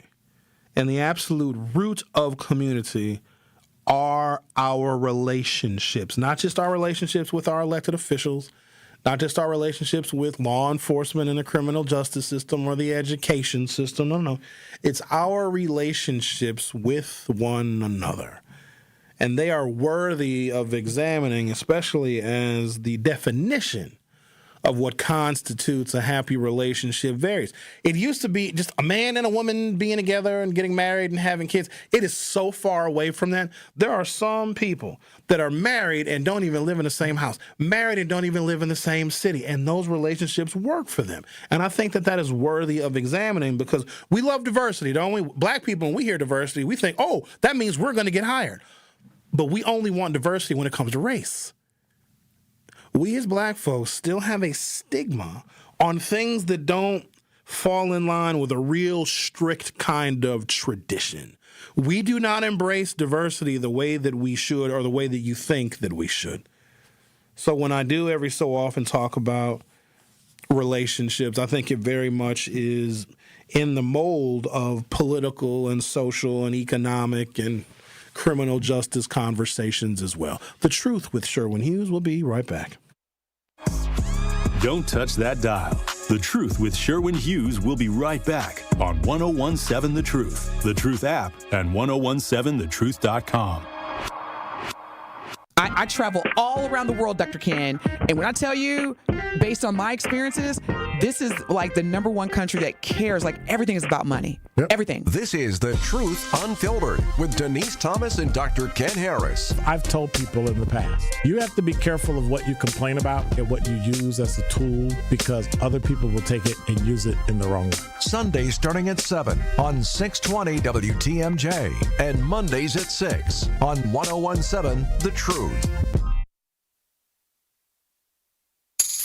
Feeling lucky? Then roll into Potawatomi Casino Hotel Milwaukee this March for Lucky Rollers. Every Thursday, we're giving away over $70,000 in prizes. Play with your Potawatomi Rewards card for entries, and you could roll out with $550 in reward play. Or get lucky and win your share of $16,000 in cash. Lucky Rollers, only at Potawatomi.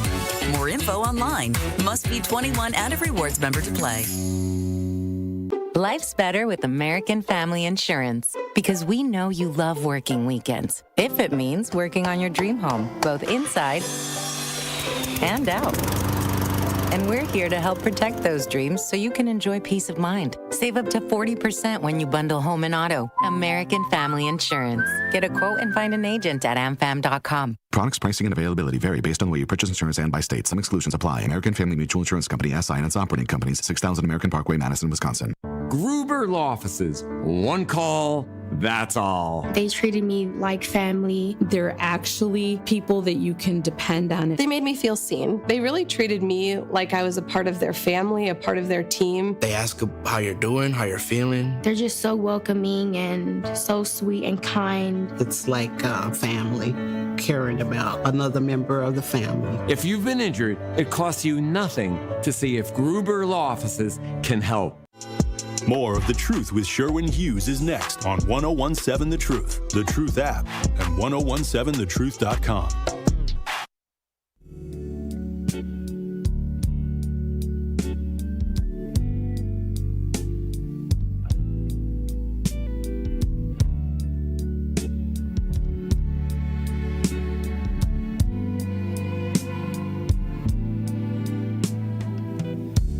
Always and forever, each moment with you is just like a dream to me. Welcome back to the program. Got to talk about y'all over here, man. Why y'all mad? How come men, whenever a man talks about our perspective on relationships, women get mad? Y'all don't ever want to. See, I can already tell. Y'all are difficult. What did LaRon say? LaRon said something. I'm scrolling. God, y'all talk a lot. Before they even agreed to do an interview, you can tell them what questions not to ask. Barack should divorce her and let her be on Real Housewives of D.C. LaRon says they never ask the white women the same questions because the white women, before the interview begins, to tell them not to ask these questions. I just think that we don't examine relationships between white men and white women. That's another benefit of white supremacy, which I feel like I need to identify benefits of white supremacy because y'all don't see it. Ain't nobody asking Hillary Clinton why she ain't left Bill for him being, I don't know, with Monica Lewinsky in the Epstein files, with that lady Paula Tripp. Remember that lady back when Bill Clinton was running for president back in 1992? All them women came out the woodwork. I think her name was Paula Tripp. What? Hold on. Do you remember when Donald Trump debated Hillary Clinton? And at that debate where Trump was being real creepy, like Hillary was talking, and Hillary got ice water in her veins. You ain't frazzling her because she's seen it all. And Trump was on stage with Hillary. This was in 2016. And while Hillary was giving her answers, Trump was like walking around her, like walking behind her, trying to intimidate her. At that same debate, Donald Trump invited all of Bill Clinton's mistresses and had them sit in the front row during that Donald Trump-Hillary Clinton debate. And Hillary wasn't moved. Hillary was like, these hoes ain't intimidating me. I already been through this with Bill. But nobody ever asked her. But for some reason, when it's Barack and Michelle, it gets examined. And Michelle is open to talk about it, which I don't know what's more disrespectful. Michelle being so open to talk about her relationship with Barack. And here's the thing. Barack isn't saying anything. That's the contrast I'm trying to draw. Like, that is a steadfast man. Because if I'm married and I was president and my wife that became first lady because I was president is opening up to the world and to strangers the intimacy of my relationship with my wife, and I'm not doing the same thing, I would be tremendously offended. Now, here's the thing. Men get the short end of the stick. Nobody loves us. Nobody cares. Like, we're not loved unconditionally. Men are only loved for what they have and what they can provide. We totally get that, and we accept that. But when we get to a level where we can provide, we can do whatever we want as men. We can get married. We can not get married. We can have a mistress that's old. We can have one that's young. We can have a cougar. We can have a kitten. Because women get to make their choices on relationships, and we love that for you. But we get to make ours, too. And the fact that Barack Obama is opting to be silent on his relationship, because I know they ask him, because they probably goad him before the interview starts. Hey, Barack, Michelle was just on a podcast talking about, y'all don't be really doing stuff together. What you think about that, Barack? You know what he does? Because he's cool, too. Look at here. I'm not going to disrespect Michelle. I ain't got nothing to say. There's a whole bunch I could tell you, but I won't tell you because that's my wife, Michelle. Now, I'm not going to disrespect her. But then you got Michelle. Yeah, I didn't like him for 10 years. Yeah, I left him by himself at Trump's inauguration when all the other presidents and first ladies was there. Yeah, I left him by himself at Jimmy Carter's funeral. I just didn't want to go. He didn't leave the toilet seat down like I asked him to. And yeah, I wasn't at Jesse Jackson's funeral because he didn't make me breakfast in the morning. But it's all good. Everything is fine. I sent the title of the show over to my producer, Xavier. He's like, Sherwin, you okay? Yes. But here's the difference. The title of today's show is, and it's just a matter of fact title, Men Can't Make Women Happy. But I know that. That doesn't bother me. I can't lose sleep over the fact that men writ large can't make the opposite sex and the opposite gender happy. You know what men need to do, fellas? Let me give you some advice. Make yourself happy. Then everything else in life that you want will flow to you in a kind of abundance that words will never describe. You want to accomplish something, fellas? Do it. You want to stay disciplined and get the job, get the promotion, start the business? Do it. You want to make the investment? Do it. You want to get into real estate? You want to trade stocks and bonds and options and derivatives? Fellas, do it. You want to get to the league? Good luck, but do it. Be you. Accomplish what they say you never can, and then all of the things that you wish for will come to you, and the options you have will be unlimited. Because here's another way in which men get downplayed a little bit. So we're supposed to be, protectors, providers, successful, rich, funny, influential, have a good reputation, like all of that stuff. We got to do a lot of work. That's why it makes sense that women will prefer to date men that are older and more mature, because it takes a long time to do all that stuff.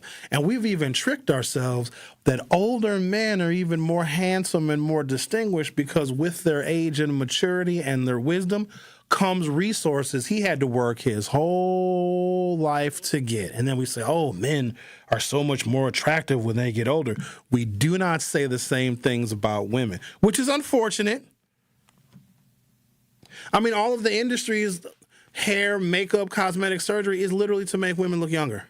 Is it not?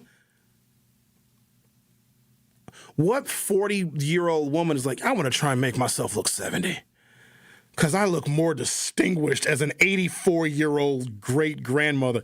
That 60-year-old woman going to dye that hair. She going to get that Botoxy-toxy. She going to get them things lifted up. Why my cell phone ringing? I'm getting in trouble. Yeah, that's what I'm thinking. When men do all the work to become worthy and desirable, you know what the reward is? Women. If he worked to get into the league and he got his $192 million deal, we wasn't shooting in the gym with him. He went to bed crying, lonely, hungry, but he kept going to the gym and he kept working out and he kept working on it. He did a lot of work and he was lifting weights and he was working on his crossover and working on his ball handling and he was doing all that. And boom, he got the contract or he got the scholarship. What is his reward? Not just the money, a whole bunch of stuff comes with all of the work that a man did. And maybe a man is successful in business. And he worked really, really hard. He climbed his way up that corporate ladder one rung at a time. And what they don't tell you, each rung might take 7 years. And he worked and he grinded and he was disrespected and he was passed over for promotions that he knew he was qualified for. But he stayed with it, stayed with it, stayed with it. Now he's the CEO, CFO, COO, C something O. And what is one of the rewards that he gets? Attention from women. Stop calling me. I'm talking about the baby boomers, right? Is that your wife? No. Oh, boy. No, everything is fine. We're good. Everything. Thank you for asking. She's doing great. We are very happy. If you guys need any advice from me, it's not going to work for you. Relationship advice doesn't work. Stop thinking it's going to work. Marriage counseling, unless you start marriage counseling before you get married, it's the last refuge, and you're admitting your relationship is over. Whoa, stop it. What marriages have really been saved from counseling and therapy? You just learn how to live with the fact that you hate your partner. And it's too much stress to actually rid yourself of them. That's all. Or you got kids. We got to stay together for the kids. The kids would probably rather you get divorced. You know what I mean? All right, let me take a break, come back. You know who the worst people are? The men that have no power in their relationships and they become bullies at work. Because that's where they get power. They have power at work because they can make people listen to them. Wives won't listen at all. And those men are so easy to spot, but they're also easier to manipulate because you can look at them and be like, oh, yeah, your wife. Hedzik? Say it again? Pete Hedzik? The Secretary of War? He's just Pete Keg's breath. He's a drunk. His whole thing, we don't even care about whatever his relationship is. He's just an alcoholic. Because he even said, if you guys appoint me, I'll stop drinking. That's the stupidest thing you could possibly say. The country is currently in a war that we can't win, and he's the Secretary of Defense. If there's a reason to drink, it's that. Hey, dude, I don't blame you if you want to toss back a couple shots of Tully. You know what I mean? All right, I'm going to take a break, come back. Talk about the baby boomers. I'm scared to look at the YouTube comments. Maybe we should can we turn the YouTube comments off? We can? For everybody? Just silence them? We might have to. The Truth with Sherwin Hughes will be right back. Don't touch that dial. The Truth with Sherwin Hughes will be right back on 1017 The Truth, The Truth app, and 1017thetruth.com. Breaking down the issues that shape our city and our future. The worst kind of whites, not that I'm picking on white folks, but you know how it goes, is the ones that think that they will lose something if this country becomes more fair and equal. I'm going to say that again. The worst kind of white people are the ones that think that if a black person gets a job and gets an opportunity, and they ignore how hard the black person had to work and the racism, the bigotry, and the discrimination, and just how people turn their noses up at smart black people. They hate us. And the black person works really hard and overcomes maybe generational curses of poor health and poverty and all of those things. And we got to deal with the police and the criminal justice system that doesn't often have our backs. And then the black person gets a job, gets an opportunity, and a white person sees that and thinks that they lost.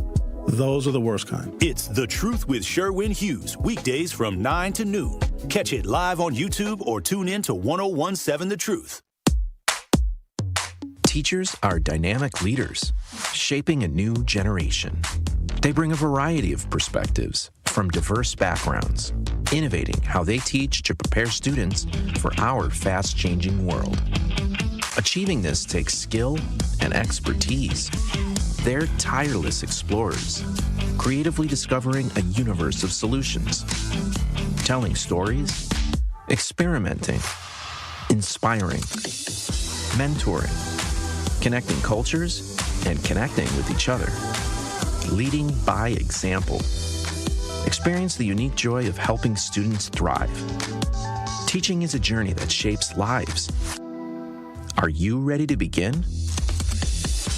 Explore teaching at teach.org, a campaign supported by the U.S. Department of Education, Teach.org, and 1 million teachers of color. Day 1, diagnosis day, the hardest day, the day you hear, I'm sorry, this is a type of blood cancer. But day 1 is just one day. At the Leukemia and Lymphoma Society, we are here to help you move past day 1. On day 45, I discovered an online community who shared great tips for in-treatment care. I missed a lot of school during treatment, and LLS helped me keep up. We are here for you. We exist for everyone fighting leukemia, lymphoma, myeloma, and other types of blood cancer.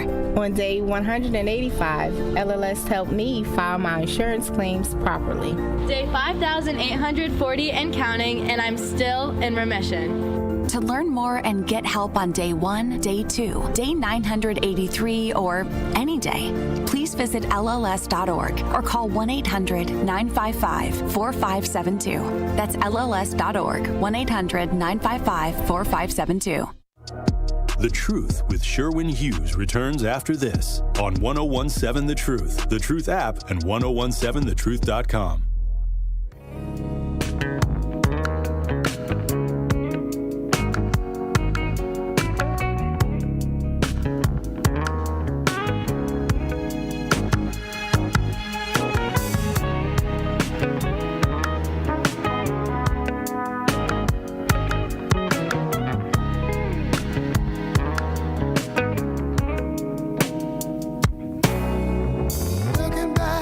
I guess I better stop playing copyrighted music then. So I just found out my show here, The Truth with Sherwin Hughes, cannot be broadcast on Facebook Live because I play copyrighted music. But copyrighted music is the good stuff. You all remember when I set a date. I was like, oh, starting at this date, I'm going to play all AI music on my show. No, I'm not. When you got Tony Smith now coming out with AI albums and making whole like videos and stuff, it's gone way too far. Shout out to Tony Smith, but it's just ridiculous. You can tell AI music because the most popular program that people use is called Suno. It's the same vocalist, and it's awful. It's just like the same woman's voice in all these AI songs, and it's so unoriginal. And here I was thinking that AI music was totally going to take over. No, it will not. Not music with lyrics. It won't. Because the vocal tonality is exactly the same. Now, let me be clear. My very first production, the Blue Mist album's 12 tracks of absolute heaven. Oh, it's a classic. I couldn't even duplicate that if I tried. In fact, I cannot retire from making AI music because I made an album that's so perfect. Blue Mist could never be duplicated ever, so I think I've retired. But yeah, AI music is yuck. Because when I first discovered it, I was like, oh, snap. I can create my own music and not have to learn how to play an instrument. It gets boring because the creativity that you can express by telling AI to do something is limited by the artificial intelligence algorithm itself. Human intelligence and flexibility is infinitely more original than anything a computer can come up with, at least now. Time will go on and AI music will get better, but as of right now, it sucks. It's really unoriginal. So enough about that. All right, let's talk about these boomers here. A look at aging baby boomers in the United States. The oldest baby boomers, once a vanguard of American youth that revolutionized U.S. culture and politics, turn 80 in 2026. This article appears in the Associated Press. The generation that twirled the first plastic hula hoops and dressed up the first Barbie dolls, embraced the TV age, blissed out at Woodstock and protested and fought in the Vietnam War. The cohort that didn't trust anyone over 30 is now contributing to the overall aging of America. Boomers becoming octogenarians in 2026 include actor Henry Winkler. That's the Fonzie. You know, we have a bronze Fonzie in Milwaukee. They bronzed him because he was that important. I thought the Happy Days era and Laverne and Shirley era of Milwaukee sucked. It didn't represent what this city actually is. A political hotbed of racism and segregation. When they had, it was a parade they had. I'll never forget it. It was in August of 2009, and there was a parade they had down Water Street, which ended at the unveiling of the bronze Fonzie statue. And it was a really big deal. And then Henry Winkler, who played the Fonzie, for those of you that may be familiar with the show Happy Days, the show sucked. It wasn't funny. It was awful. It depicted like 1957 Milwaukee, and it was awful. It was just badly written. It was never funny. It was dry. It was stupid. Sorry, guys, but Happy Days sucks. So it was a big celebration because they were going to bronze the Fonzie, because there are some people, like, that's Make America Great Again stuff. Like, oh, I wish Milwaukee could be like it was back in the days of Happy Days. They called it Happy Days because it depicted 1957 Milwaukee when black people were intentionally segregated. So this whole Make America Great Again thing is crystallized in Hollywood because we celebrated it here in the city of Milwaukee. So anyways, it was August of 2009, and there was a whole parade. Like, the whole weekend was just about, oh, Henry Winkler's going to be here and there's going to be a parade.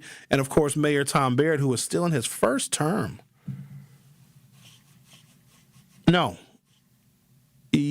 First term. Tom Baird was the grand marshal of the parade, and it was a big deal. And then Henry Winkler was going to throw out the first pitch at the Brewers game that day.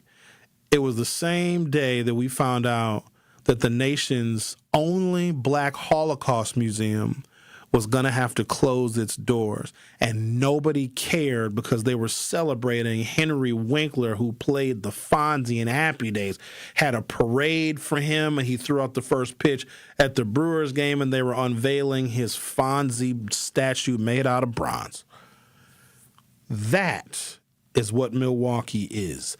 Let me continue. Boomers becoming octogenarians include actor Henry Winkler and Baseball Hall of Famer Reggie Jackson. Cher is turning 80. Dolly Parton is 80 years old. I didn't know that.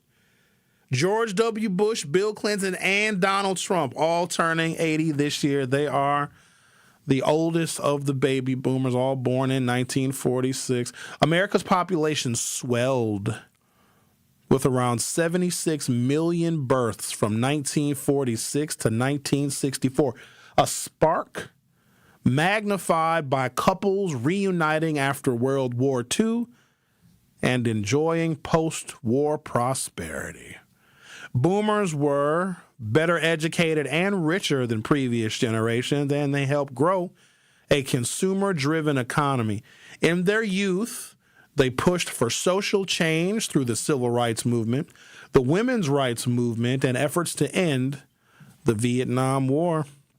Quote, "We had rock and roll. We were the first generation to get out and demonstrate in the streets. We were the first generation that was, a socially conscious generation," said Diane West, a Metro Atlanta resident who turned 80 in January. Our parents played by the rules. We didn't necessarily play by the rules, and there is a lot of us. As they got older, they became known as the, quote, me generation, a pejorative term coined by writer Tom Wolfe to reflect what some regarded as their self-absorption and consumerism. Oh, they are self-absorbed. They had mama at home taking care of them and coddling them. Now, there's some demographic differences in that, but they were a very selfish generation. Quote, "The thing about baby boomers is they always had a spotlight on them no matter what age they were." Brookings demographer William Fry said, "They were a big generation, but they also did important things. By the end of this decade, the baby boomers will be 65 and older, and the number of people 80 and over will double in 20 years, Fry said. The share of senior citizens in the U.S. population is projected to grow from 18.7% in 2025 to nearly 23% by 2050, while children under 18 decline from almost 21% to 18.4%. With zero immigration, the U.S. population will, in fact, start shrinking in less than 5 years. That's when deaths surpass births, according to projections from the Congressional Budget Office, which were revised in September to account for the Trump administration's immigration crackdown. Population growth comes from immigration as well as births outpacing deaths. So I'm going to take a break, come back. Because the baby boomer generation was so large, 76 million people, the impact and influence they had on politics, policy, and elections is profound. There was enough of them to vote for everything that they needed, including wealth building exercises, tax cuts, and wait till I tell you about college. Their tuition averaged $200 to $300 a year, and most of them that went to college graduated with zero debt because they were such a politically engaged generation that they voted for everything that they needed to now create the wealthiest generation in American history. We're going to do a deep dive on the other side. You're listening to The Truth with Sherwin Hughes, exclusively on 101.7 FM. Don't go anywhere. I'll be right back. Don't touch that dial. The Truth with Sherwin Hughes will be right back on 101.7 The Truth, The Truth app, and 1017thetruth.com. Truth Nation, it's your boy Tory Lowe, and I need to let you know the award-winning Tory Lowe Show can now be streamed live on YouTube. How? Every day from 1 to 4. Truth Nation, I am now bringing all the smoke on YouTube every single weekday. Hey, how? I need you to go to YouTube right now and subscribe to 1017 The Truth and check out the award-winning Tory Lowe Show live every afternoon. Milwaukee Black Talk is now streaming live on YouTube. Now that's powerful. Join me every Friday at 11 a.m. for the Milwaukee Experience with Sherwin Hughes, presented by Visit Milwaukee. We're a city that knows how to celebrate, where the calendar is packed with festivals, the plates are piled high with flavor, and a lakefront sunrise sets the stage. Here in Milwaukee, every street leads to something worth savoring, a place that welcomes you with open arms and where joy is shared in bites, beats, and cheers. The Milwaukee Experience every Friday at 11 a.m. exclusively on The Truth with Sherwin Hughes, presented by Visit Milwaukee. Life's better with Drive My Way from American Family Insurance, because we know it's more than just a car. It's your escape pod, your adventure mobile, your memory maker. And we help protect the dreams that drive you. Personalize what you pay for auto insurance and you could save between 10 and 35%. American Family Insurance. Get a quote and find an agent at amfam.com. Products, pricing, and availability vary based on the way you purchase insurance and by state. Unsafe driving behaviors may increase your rate. American Family Mutual Insurance Company, SI, and its operating companies, 6000 American Parkway, Madison, Wisconsin. This is your Milwaukee Public Schools City Conference Basketball Weekly Update on the award-winning 101.7 The Truth. The WIAA basketball playoffs are in full swing, and two MPS teams are carrying the banner for the city conference. The Milwaukee Juneau Pioneers opened the postseason in emphatic fashion, overwhelming Kenosha Christian Life 79-32. Juneau followed that up with another statement win on Saturday, surging past Living Word Lutheran 91-61. Now the top-seeded Pioneers set their sights on a sectional semifinal showdown against Cedar Grove, Belgium on Thursday night at Milwaukee Lutheran High School. In Division I, the Milwaukee Hamilton Wildcats are also dancing into the sectional semifinals after impressive victories over Rufus King 58-40 and Franklin 62-53. The Wildcats now prepare for a marquee matchup against undefeated Wisconsin Lutheran on Thursday night at Whitefish Bay High School. This has been your Milwaukee Public Schools City Conference Basketball Weekly Update. More of The Truth with Sherwin Hughes is next on 101.7 The Truth, The Truth app, and 1017thetruth.com.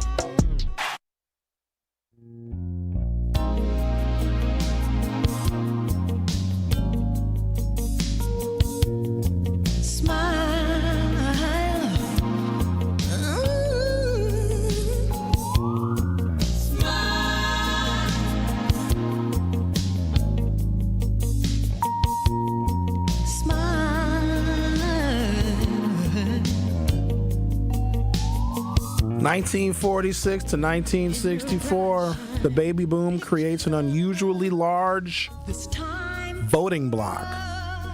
After World War II, the U.S. experienced a massive fertility surge. 76 million Americans were born during this period, far larger than the preceding silent generation. There was also medical advances, though, too. A lot of silent generation people died as infants. Because during the baby boomers, you had advancements in medicine and technology and vaccines. At its peak, get this, y'all, baby boomers represented 40% of the American population. Because American politics operates on majoritarian electoral incentive, politicians quickly recognized this cohort of Americans as the future dominant voting bloc. Policy planning in the 1950s through the 1960s increasingly focused on accommodating the needs of this unusually large generation. Government programs and infrastructure expanded in anticipation of this large cohort entering schools and the workforce. So as they began to age in each successive generation, they were padded by policy. Now, there's another interesting thing about the baby boomer generation. They are also the least diverse. As time went on, diversity of this nation became more apparent. So they were arguably, the silent generation were probably the absolute least diverse. Baby boomers were probably 82 to 85% white. So keeping in mind, 76 million people with better than 8 in 10 of them being white. So politicians in this country were comfortable making and creating policies and coming up with legislation that can pad the livelihoods of mostly white people. What they didn't recognize is that some of those incentives that were baked into the policy cake to help a majority white baby boomer generation also helped to serve women of color and other minorities that would now become a larger part of the American population. And so when they talk about making America great again, let's go back to the era where baby boomers were 40% of the population and as much as 85% white, and white people could simply make policies for themselves. Because black folks were kept largely out of this. We didn't get federal protection on voting rights until the baby boomers were in their 20s. Baby boomers were children and teenagers. The federal government dramatically expanded education and infrastructure. So between the 1950s and the 1960s, there was a massive public investment in youth. We may not see such massive public investments in youth now like we did then because the majority of the youth in the United States of America are black and brown. So when I do the comparison between what we invested in youth then, when the majority of the youth were white, better than 8 in 10 were white, versus now where the majority of children under the age of 18 are everything but white, you see the reduction in investment.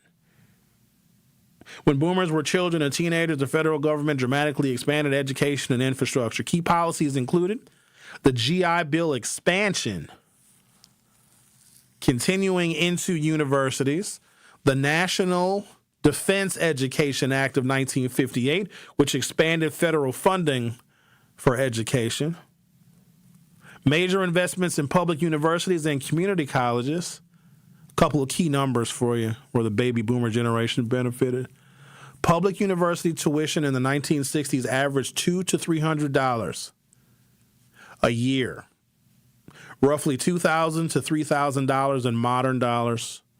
States heavily subsidized higher education because they anticipated millions of boomers would be entering college. The result, baby boomers accessed the cheapest college education in modern American history, allowing large numbers to graduate with little, or in some cases, zero student loan debt. Between 1965 and 1975, entry into the labor market during peak U.S. economic power. Boomers began entering adulthood during a period of exceptional economic strength. The U.S. controlled 40% of global manufacturing output after World War II. Strong labor unions increased wages. Housing and manufacturing sectors were expanding rapidly. Great Society programs expanded government services and education access, created Medicare and Medicaid for the baby boomers' retirement. Oh, you're going to love this one. Median home price in 1970, $23,000. Median household income, $9,800. Results: boomers entered adulthood when housing, education, and wages were unusually favorable relative to income. By the late 1970s, boomers began to form one of the largest voting blocs in American history. Political responses to this voting power included major tax reductions. Economic Recovery Act of 1981 lowered federal income taxes. Capital gains taxes were reduced. Housing policies that benefited owners, mortgage interest tax deductions remained intact. Policies encourage home ownership and property appreciation. Many boomers purchased homes in the 1970s and the 1980s housing market before major price inflation. Boomers accumulated more home equity as housing prices rose dramatically in the following decades. Take a break, come back, continue with Hour 3. The Truth with Sherwin Hughes. Will be right back. Don't touch that dial. The Truth with Sherwin Hughes will be right back on 1017 The Truth, The Truth app, and 1017thetruth.com. The pulse of the Milwaukee Bucks, straight from a Bucks legend. Can't get it off. Marcus Johnson will, though. Can't leave him alone for a 12. Tap into Here District with Marcus Johnson on Bucks Plus. Marcus and his son Chris offer a weekly beat on Bucks basketball. Get your questions answered and hear from the biggest names in basketball. Find Here District with Marcus Johnson at bucks.com/plus on the Bucks app or wherever you get your podcasts. Breaking down the issues that shape our city and our future. Another function of white supremacy, don't teach black people stuff, because if you give us a little bit of knowledge, we'll invent something totally new. That's why it was illegal to teach slaves to read, because if we could read, then we could write. And if we could write, we could communicate. And if we could communicate, we could plan. And if we could plan, we could strategize. And if we can plan and write and read and communicate and strategize, we could overthrow white supremacy, because they've always known how fragile it is. It's The Truth with Sherwin Hughes, weekdays from 9 to noon. A message from Tia Mowry, actress and Fair Celebrity Ambassador. Game day isn't staged, it's lived. It's the shopping, the cooking, the laughter. For families managing food allergy, that same spirit of preparation means everything. Because food allergy isn't a lifestyle. It's a serious, life-threatening disease that can change everything in a moment. But being ready changes the story. It's knowing the signs, having a plan, and carrying epinephrine everywhere life takes you. Epinephrine is the only treatment that can stop a severe food allergy reaction known as anaphylaxis. It works quickly to reverse the symptoms and can save lives. As families and friends gather for the big game, we see what community looks like. It's one built on awareness, care, and love in action. Because readiness doesn't take away the risk. It brings back the joy. When you're ready to act, you're ready to live. Visit foodallergy.org/ready to act to learn more. I take care of the kids, and I take care of my dad. I take care of things at work. The groceries, the cleanups, the meltdowns, the doctor's visits, the family events, mealtimes, bedtimes. I take care of all the things everyone else needs. But I haven't made time to take care of what I need. Family caregivers are often overloaded. It can feel overwhelming and exhausting. It's no surprise that millions of caregivers experience symptoms of anxiety and depression every year. But help is available, because there may only be one you, but you don't have to do it alone. Head to mentalhealthcareworks.org. That's mentalhealthcareworks.org to learn how to get the support you deserve, because mental health care works when you make the call. If you're experiencing a mental health crisis or thoughts of suicide, dial 988, a message from the American Psychiatric Association Foundation. Get the truth and nothing but the truth with Sherwin Hughes every weekday from 9 a.m. to 12 p.m. on 1017 FM, 1510 AM WGKB Waukesha, and W269DL Milwaukee, a locally owned Good Karma brand station. The Truth with Sherwin Hughes returns after this on 1017 The Truth app, and 1017thetruth.com.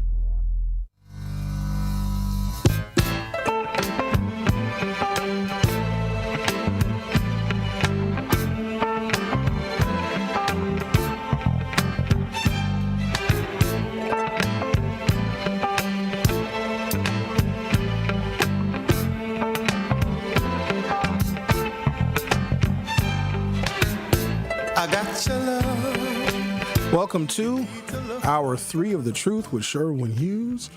Talking about the baby boomer generation. This year, the oldest of them will turn 80 years old, and we are reflecting on the profound influence they had on American society and culture, policy, and politics. Of all of the details I'm going to give you about this generation, there's one that I believe is key to all of it. If those baby boomers who were born, let's say the first year, 19 46. Let's say they purchased a home, which is very reasonable, in 1970, which would have made them 24 years old or 34 years old. Nope, 24 years old, because they were employed, made good wages. Okay? The average home price in 1970, these are just a couple of examples. There's a few more, but this is the most profound. The average home price was $23,000 in 1970. Do you know what that house is worth today? Imagine they bought a house in 1970. They raised their kids and, maybe their grandkids in that house. That house is now worth $416,000. Just the purchase of their home, not to mention their pension, their 401k, their 403b, and what the stock market did post-World War II to the modern era. They are rich. They have better than like $60 trillion in wealth. They're an exceptionally wealthy generation, but just the value of their homes, that I believe is lost today. Now, purchasing a home is still a really good idea. It's a very good investment, but I don't know if it will be the investment that it was if you purchased a house in 1970 when the average cost of a home was $23,000, and now the average cost of a home is $416,000 for the same house. Let's talk to Al. You're on 101.7 The Truth. How are you? I'm doing good. I hope everybody is having a wonderful day. One thing you forgot to share with a lot of these white marriages, the husband cheats on the wife. And the wife is not going to let the husband go because she don't want the next man or the next woman to get him. Al, and the she wife cheats also too. As of course, much but as she's him. not going to let him go because it would cost him too much. Oh, that's right. Yeah, that's true. So he knows. So all he got to do is keep her happy, and some women are okay with that. And don't forget, a lot of them white households, when the husband gets mad, he kills everybody. So she know her place and her role. But the other thing I want to say too to all the men, we don't want to make marriage look like it's such a chore. Let these men know they are good enough, and they don't have to be all that. They're that, which is better than all. And then also with a lot of this stuff, it's about the spontaneous you keep in that marriage. Marriage can be very good and very well, and it can pay off depending on who and what you marry. Sometimes y'all marry because y'all caught up on a joint in your body and you're thinking with the wrong part. So I don't think marriage is, all that bad, but I just feel, some people are very old school, and sometimes you got to be new and improve with these marriages. You know what I mean? 100%. Al, would you ever get married? I plan on being married in about 2 years, but they're going to be 75 to 100. And like when I was going to get married, there's 2 questions I ask in this marriage. What are the questions? I say, the questions are you going to treat me like a prostitute, and are you going to love me like a whore? And if the answer is yes, I know I'm going to be your Rahab in the Bible. And I know I'm going to be your all and your everything, because when you can't think, I'm going to think for you. When you can't see, I'm going to see for you. When you can't take care of the problem, I'm going to take care of the problem. Al, can you repeat the questions for me one more time? Because I want to make sure I got it, because I'm going to write this down. You asked 2 questions of a person that you consider marrying. Yeah. What are the questions again? Are you going to treat me like a prostitute and love me like a whore? Because if you're going to love me like a whore, I know I'm forever going to be taken care of. And if that's the case, then I know I'm going to be your Rahab. And I know my 2 initials are going to be on your inner thigh. And I know I won't never need or want for anything, because I'm going to give you 90% of me mentally and physically. So when you can't think, I'm going to think. When you can't see, I'm your eyeballs. A lot of times when y'all get in marriages, y'all don't ask them questions. So and if you get that marriage is going to be spontaneous, and it's going to be full of laughter and full of happiness. It's not going to be no dull moments, because y'all have a certain understanding. That's beautiful advice. I think that's beautiful. And then on top of that ring is going to be gorgeous, and it's going to be big.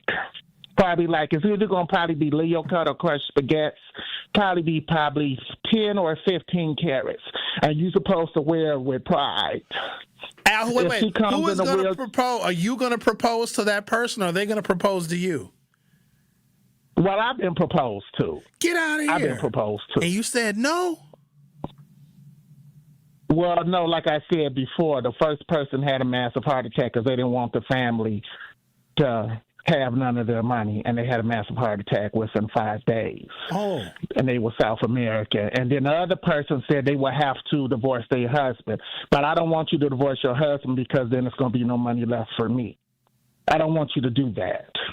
You know, but where we are today, if when I do get married, they're going to be 75. See, I like people who are good in wisdom and growth, and they have portfolios because there's no need or wants. You don't supposed to marry to struggle. You never do that, because during the struggle is going to be some complications, and those complications I'm not fit to handle. Where do you suggest people go find a potential partner? Like, where do you go meet people? Do you use the internet and use dating apps? Do you go out to a bar, to a nightclub? Most times you find somebody doing something that you have passion for.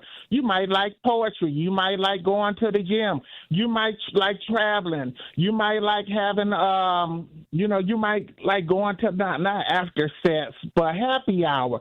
That's how you come into people, and it's where you go. Because you're looking for somebody with a 750 credit score. If they got a 400 credit score, they can't do nothing for you. That's struggle. You want somebody who have class and essence and structure. But if they think like they from the streets, 9 out of 10, that's not going to do you no good, and that's only good after midnight.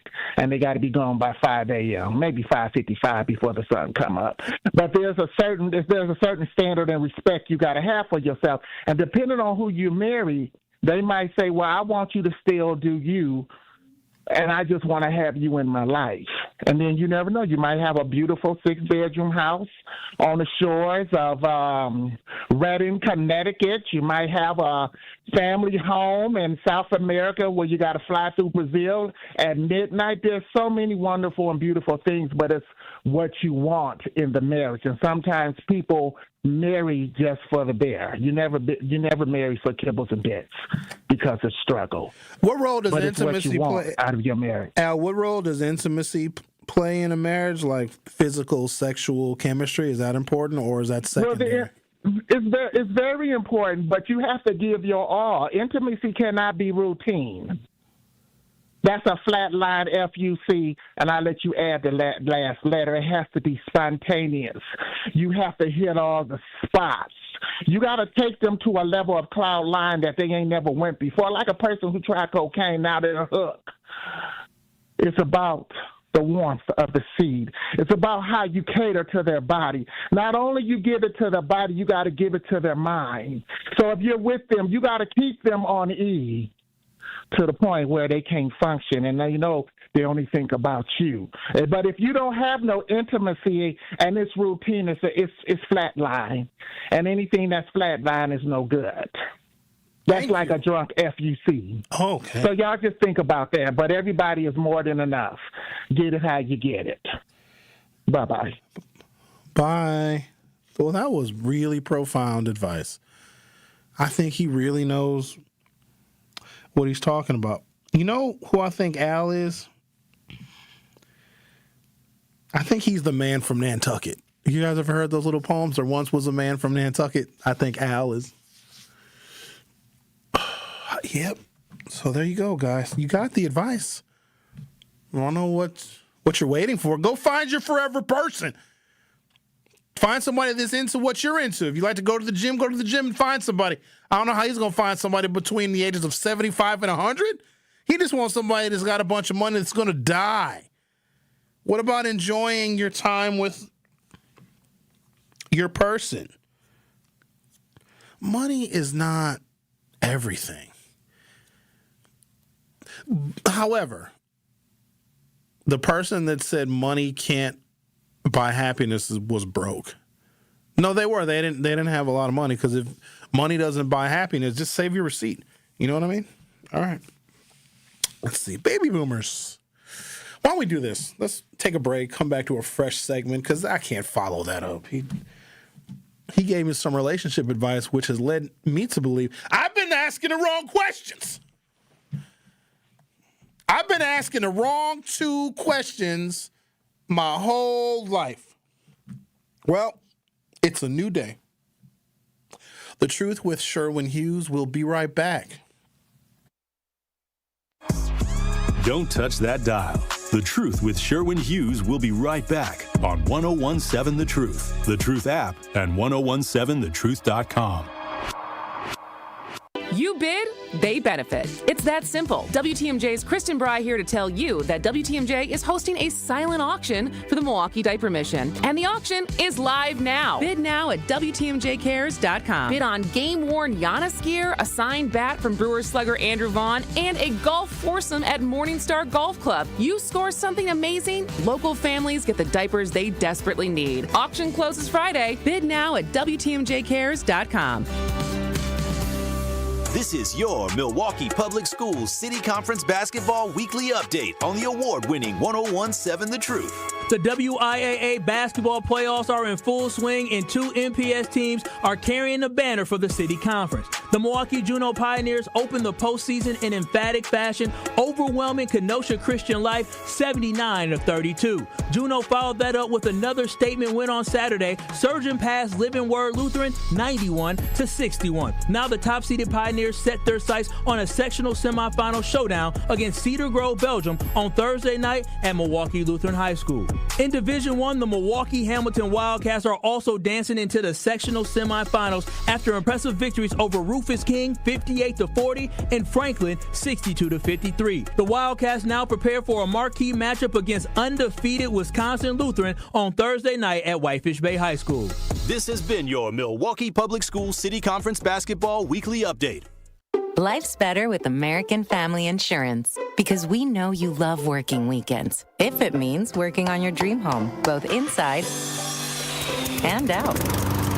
And we're here to help protect those dreams so you can enjoy peace of mind. Save up to 40% when you bundle home and auto. American Family Insurance. Get a quote and find an agent at amfam.com. Products, pricing, and availability vary based on where you purchase insurance and by state. Some exclusions apply. American Family Mutual Insurance Company, SI, and its operating companies, 6000 American Parkway, Madison, Wisconsin. Walk in for a suit, walk out with 2. It's buy one, get one half off throughout March at Nick Avani's. Suits, blazers, hats, jeans, and more. Everything you need from a hands-on team that styles you from head to toe. Find a suit, add shoes for half the price. Land the perfect 2-piece set? Now add a vest for 50% less. Prom, weddings, galas, whatever's on your calendar, now's the time to stop in to Nick Avani's. 2nd floor at Mayfair Mall across from AMC. Buy one, get one half off throughout March at Nick Avani's. Some exclusions may apply. See store for details. Prizes, exclusive experiences, even cash money. You want it? We've got it. Find a list of all contests and official rules by visiting truthcontests.com. That's truthcontests.com. Happy kids heal faster, and that's why Starlight is dedicated to improving the mental well-being of sick kids across the U.S.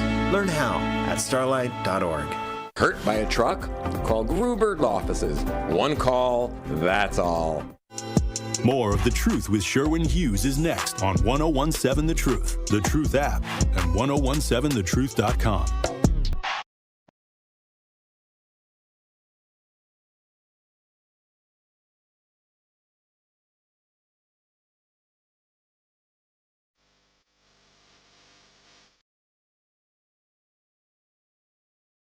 Doing anything.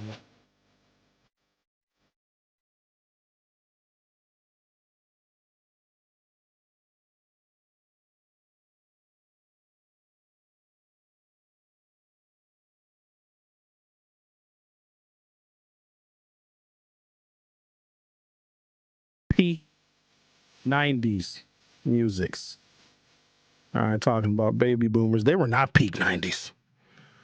I don't know. I think Generation X had more fun. We were unsupervised. Well, I guess baby boomers were too, but they usually had a parent at home. The mother wasn't really working. Women didn't really enter the workforce until Generation X. And also, women were having less children during our generation. So the children of the silence, the baby boomers, said, kids are too much trouble. We were unsupervised. We were latchkey kids. When I think back, you can't even do what we experienced, you can't do it right now. There were girls in my neighborhood that were babysitting infants at 12. It was some girls babysitting other children at 11 years old. Y'all remember that? That was the first job that most Generation X girls had. Boys had paper routes. Girls were babysitting absolutely by 12 or by 13. Y'all can't even leave your 13-year-old at home by themselves. These 13-year-olds were working and earning money, watching other children. Generation X babysat the millennials, which might explain a lot. If you had a 12-year-old watching a 2-year-old that's not their sibling, somebody would call the police. Child Protective Services would pick that 12-year-old up and they would be in foster care. You might lose custody of your children for what was routine back in our day. It's just crazy the way cultures have changed. 1980s, 1990s, peak career years during asset inflation for the baby boomers. As boomers moved into their prime earning years, several structural trends increased their wealth. Rapid expansion of the stock market, growth of retirement investing through 401k retirement plans created for the baby boomers. Y'all didn't know that, did you? The 401k was created in 1978 when the oldest baby boomers were 32 years old. Deregulation and financialization of the U.S. economy, asset growth. The S&P 500 increased 17-fold between 1982 and 2021. Housing values increased dramatically across most metro areas. The result? Baby boomers benefited from one of the biggest asset booms in American history. 1990s through the 2000s, political focus shifts toward aging voters. As boomers become middle-aged, their voting power became decisive in elections. Policies protecting older voters expanded. Social Security Administration benefits remained politically untouchable, even to this day. Republicans have tried. Let them even mention touching Social Security or Medicare. They will lose their election. You can put this country in a war and you might get reelected. But if you even mention touching the baby boomers' retirement funds, you will lose every election, Democrat or Republican. Medicare spending grew rapidly. Property tax protections for seniors expanded in many states. Americans over 50 vote at significantly higher rates than younger voters. Politicians increasingly prioritize policies benefiting older homeowners and retirees. I got a story here. I don't know if I'm going to get to it today. How much time I got? Maybe. The FBI action could reveal how Milwaukeeans voted in the 2020 election. I would love that. I would love to know how some of you voted. I want it to be public. Like right now, you know it's public. If I have your name and your birth date, I can see how many elections you voted in. I think it may go back to, it varies, maybe go back to 2006. Did you guys know that? If you go to myvote.wi.gov, if you have somebody's name and their birthday, you can find out what elections they voted in. Let me tell you how I found this out, because I was having a political discussion with somebody, and they seem to be very politically astute. They could tell me about the policies of each president, and they ripped apart the Democrats and the Republicans. It was a really good debate. And I was curious, though, because this was a person that, let's just say I used to work with him. I'm not going to tell you who, but I used to work with him. And I had a political conversation with him. And so I went to myvote.wi.gov and I put, because I knew their birth date. They never even registered to vote. And had very good political conversations. I never told them that. But I was really, really disappointed. And they were an African American. It's almost like when Lisa calls in and she has so much to say about Trump, but Lisa doesn't vote. Let me just say this part, then I'm going to get back to the baby boomers. She does not vote, and many in her religious cohort also don't vote, because in this particular sect of Christianity, voting is taboo. Any religion that discourages me from voting is not a religion for black people. No apology necessary. If my religion tells me I shouldn't vote, first of all, who gave me that religion and what was their political agenda? You know what I mean? Just something to think about. Let's get back to these boomers. The 2000s through the 2020s, wealth concentration among boomers. Data shows boomers now hold a disproportionate share of U.S. wealth. Baby boomers control 50% of household wealth in America. Millennials and Gen Z together control less than 15%. Major drivers, long-term home price appreciation, stock market gains, Social Security and Medicare benefits that are guaranteed by law. Result: baby boomers became the wealthiest generation in U.S. history in aggregate wealth. Does this article give me the actual number? I swear they have like $1 trillion in wealth. I hope it says so. While boomers benefited from favorable timing and demographics, not all boomers are wealthy. Wealth is still heavily concentrated amongst the top income tiers within the generation. However, as a cohort, demographic scale plus favorable economic timing helped produce unprecedented generational wealth accumulation. A simple demographic mechanism explains much of the pattern. Large cohort enters a life stage. Government expands programs for that stage. The cohort ages together. Policies shift again to support their new needs, and the cycle rinses and repeats.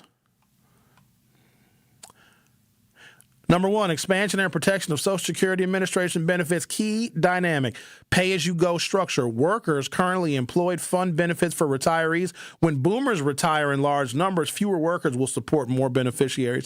In 1960, there were 5 workers per retiree. By 2023, the ratio had dropped to 2.7 workers for every person pulling down Social Security and Medicare benefits. By 2035, projections will fall near 2.3 workers per retiree. Growth in Medicare spending. In 1970, the United States of America spent $7.5 billion on Medicare. Now that boomers are retired and the oldest of the cohort will be turning 80 this year, we spend just shy of $1 trillion on their Medicare. Isn't that crazy? They have free health care.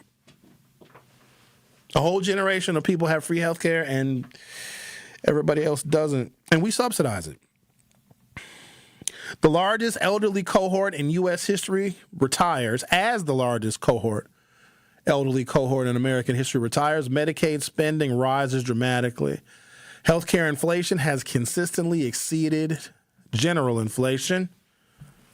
Mortgage interest deduction and housing policy. So I'm giving you all the reasons why the boomers are so incredibly wealthy. The mortgage interest deduction allows homeowners to deduct interest payments from their taxable income, which was a creation for the baby boomers as they were purchasing houses in record numbers. The effects encourage large-scale home ownership among boomers.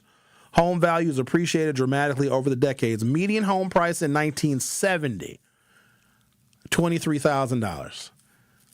That same house today is worth $416,000.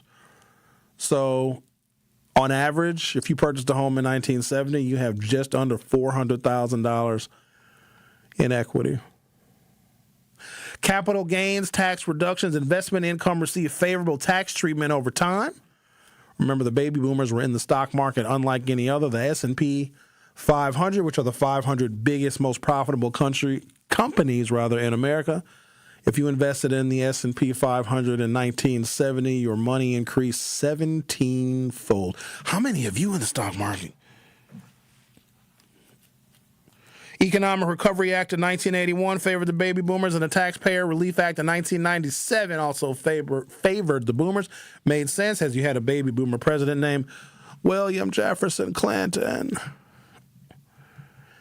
The 1970s top capital gains rate was 35%. Today it's 15%. Because boomers accumulated large portfolios during asset booms, stock and real estate, these tax changes disproportionately benefited them.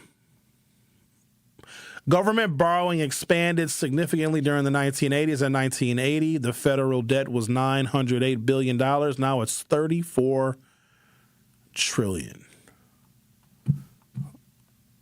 Estimated racial composition of baby boomers. White, 84%. Black, 10%. Hispanic, 3%. 1% of baby boomers are Asian. Every other racial category is less than 1%. They are a white generation, which explains all the policies that they received because they were here when America was great. Generation X is less white. My generation is 75% white. Millennials are 60% white. Generation Z is equally split.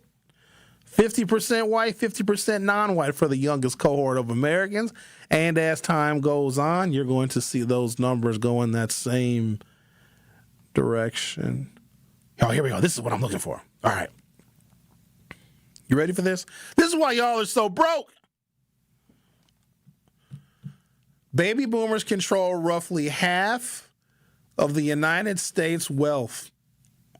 Oh my God. According to the Federal Reserve, baby boomers, so one generation, the oldest of which will turn 80 this year, hold $80 trillion of household wealth. They have more crystallized money than the entire U.S. economy. One generation. There's about 5 living generations right now. One generation has 52% of all of the money in the country. That is wild to me. Baby boomers have 52% of all, basically all the money is in their houses, their bank accounts, their 401ks, their 403bs, their Roth IRAs. My broke-ass generation ain't got but 30% of the U.S. wealth. Millennials, 10%. Generation Z, good Lord. Y'all are eating ramen. Gen Z has 2% of the nation's wealth. Baby boomers have 52%. So here's the thing, Gen Z. Your grandparents are rich. The question is, are you going to get the money? Boomers are now 20% of the population and control 52% of the wealth. Baby boomers own an outsized share of American housing. Home ownership data reveals another major concentration amongst baby boomers. Boomers own 42% of all houses in the United States. They own a large share of mortgage-free homes. Roughly 2/3 of Americans over the age of 65 own their homes with no mortgage. That's actually really good. Good for them. Millennials have the lowest home ownership rate at age between 30 and 40 in modern U.S. history. Well, that's because your parents still own houses and they won't sell them to you. And we also have a housing shortage, too. Roughly 2/3 of Americans over the age of 65 own their homes with no mortgage. They still got to pay property taxes, though. Baby boomers hold the majority of stock market wealth. Equity ownership skews heavily toward older households. Estimates based on the Federal Reserve data. Baby boomers control 55% of all stock market wealth. The benchmark market for U.S. equities, the S&P 500, rose dramatically during boomer prime. Oh, my God, look at these numbers. All right, so in 1982, when the oldest boomers were 36, the S&P 500, which is measured in numbers, was at 102. Let me check what it is today. So remember that number, 102, S&P 500 today. Let's see what it is. It's at 6,800. So it went up 68x? No, that's not right. What? Yeah, 68 times. So they got rich in the stock market. All right, I'm gonna take a break. If you're gonna rob somebody, you know what I mean? Like, no, let me not say that. Don't rob anybody. Just earn your way. Go to school. Get an education. Get a career. Get into the trades. Become a welder. And you, too, will own $80 trillion worth of U.S. wealth by the time you're 80. The Truth with Sherwin Hughes. We'll be right back. This is The Truth with Sherwin Hughes on 1017 The Truth, The Truth app, and 1017thetruth.com. At Varsity on King, we believe taking care of our community starts right here, together. Every day, neighbors step up to donate blood, helping save lives in Milwaukee and beyond. But Varsity on King is more than a donor center. It's a place for health education, community connection, and support, especially for families facing conditions like sickle cell disease. When you donate blood, you're not just giving. You're showing up for your community. Visit versity.org/VarsityOnKing to learn more or schedule your donation today. Varsity on King, rooted in community, powered by hope. The Humane Animal Welfare Society, HAWS, believes in keeping pets healthy and families together. No one should have to choose between rent and veterinary care. The Wellness Clinic at HAWS Animal Shelter in Waukesha offers important basics of dog and cat care to our community.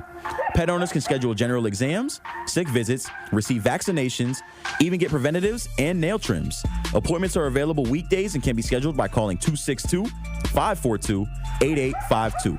Contact HAWS of Waukesha today for your pet's care. Thank you, Milwaukee. Because of you, the second annual Truth Community Awards was an unforgettable celebration of the leaders, changemakers, and heroes who make our city shine. A special thank you to our incredible partners, Milwaukee College Prep, the Milwaukee Bucks Foundation, Gruber Law Offices, Steinhoffels, Cousins Subs, and 3rd Street Market Hall. And thank you to our presenting sponsor, Potawatomi Casino Hotel. Together, we're celebrating community, culture, and impact. We'll see you next year at the Truth Community Awards. You served behind the desk. You served in combat. You did 4 years and got out. You were drafted. You gave 20 years.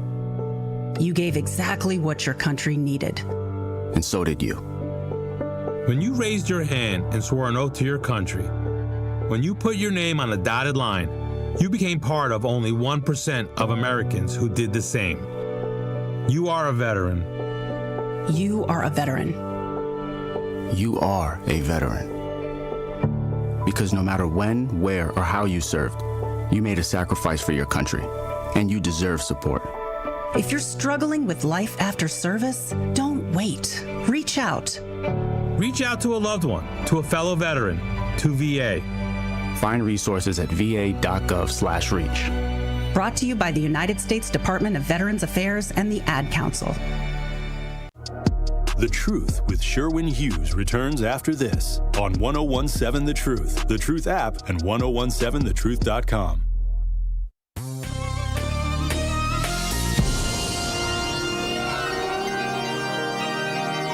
This is Devontae, baby. Whatever you want, whatever you need, you know I got it, and I'm gonna give it to you. Jealousy. Whenever you want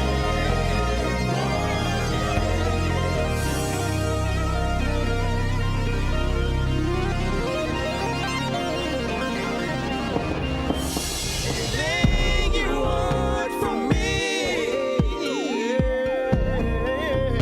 I've got it. Anytime I give it to you. Jojo, check this out. 2, 3. You can have my. They're gonna take this whole video down, all this music I'm playing. This is the best Jodeci album ever. Diary of a Madman. It's a good one. Lots of good memories. Oh man, you don't even understand it. The whole decade was one party after the next. Everything was just fun. Everything was fun. People interacted in public. We actually went to malls. We actually interacted with people. You actually went up to a girl and talked to her and asked her for her phone number. These guys nowadays can't even look a woman in the face. Oh man, she's looking at you. Go to, I don't want to talk to her. What if she thinks I'm a creep? You gotta be a creep a little bit. You do a little creepy. Ladies, stop confusing these young boys out here because you got them scared to talk to y'all because they think that you gonna call them a creep. But how come no men approach us anymore? Y'all know you like a little bit of creepiness. They do. In fact, if you're not creepy enough, they'll leave you for somebody that's creepier. I'm telling you, watch out for these ladies. Andy said, I guess as a follow-up to his text message yesterday, he says, all right, let me try this again.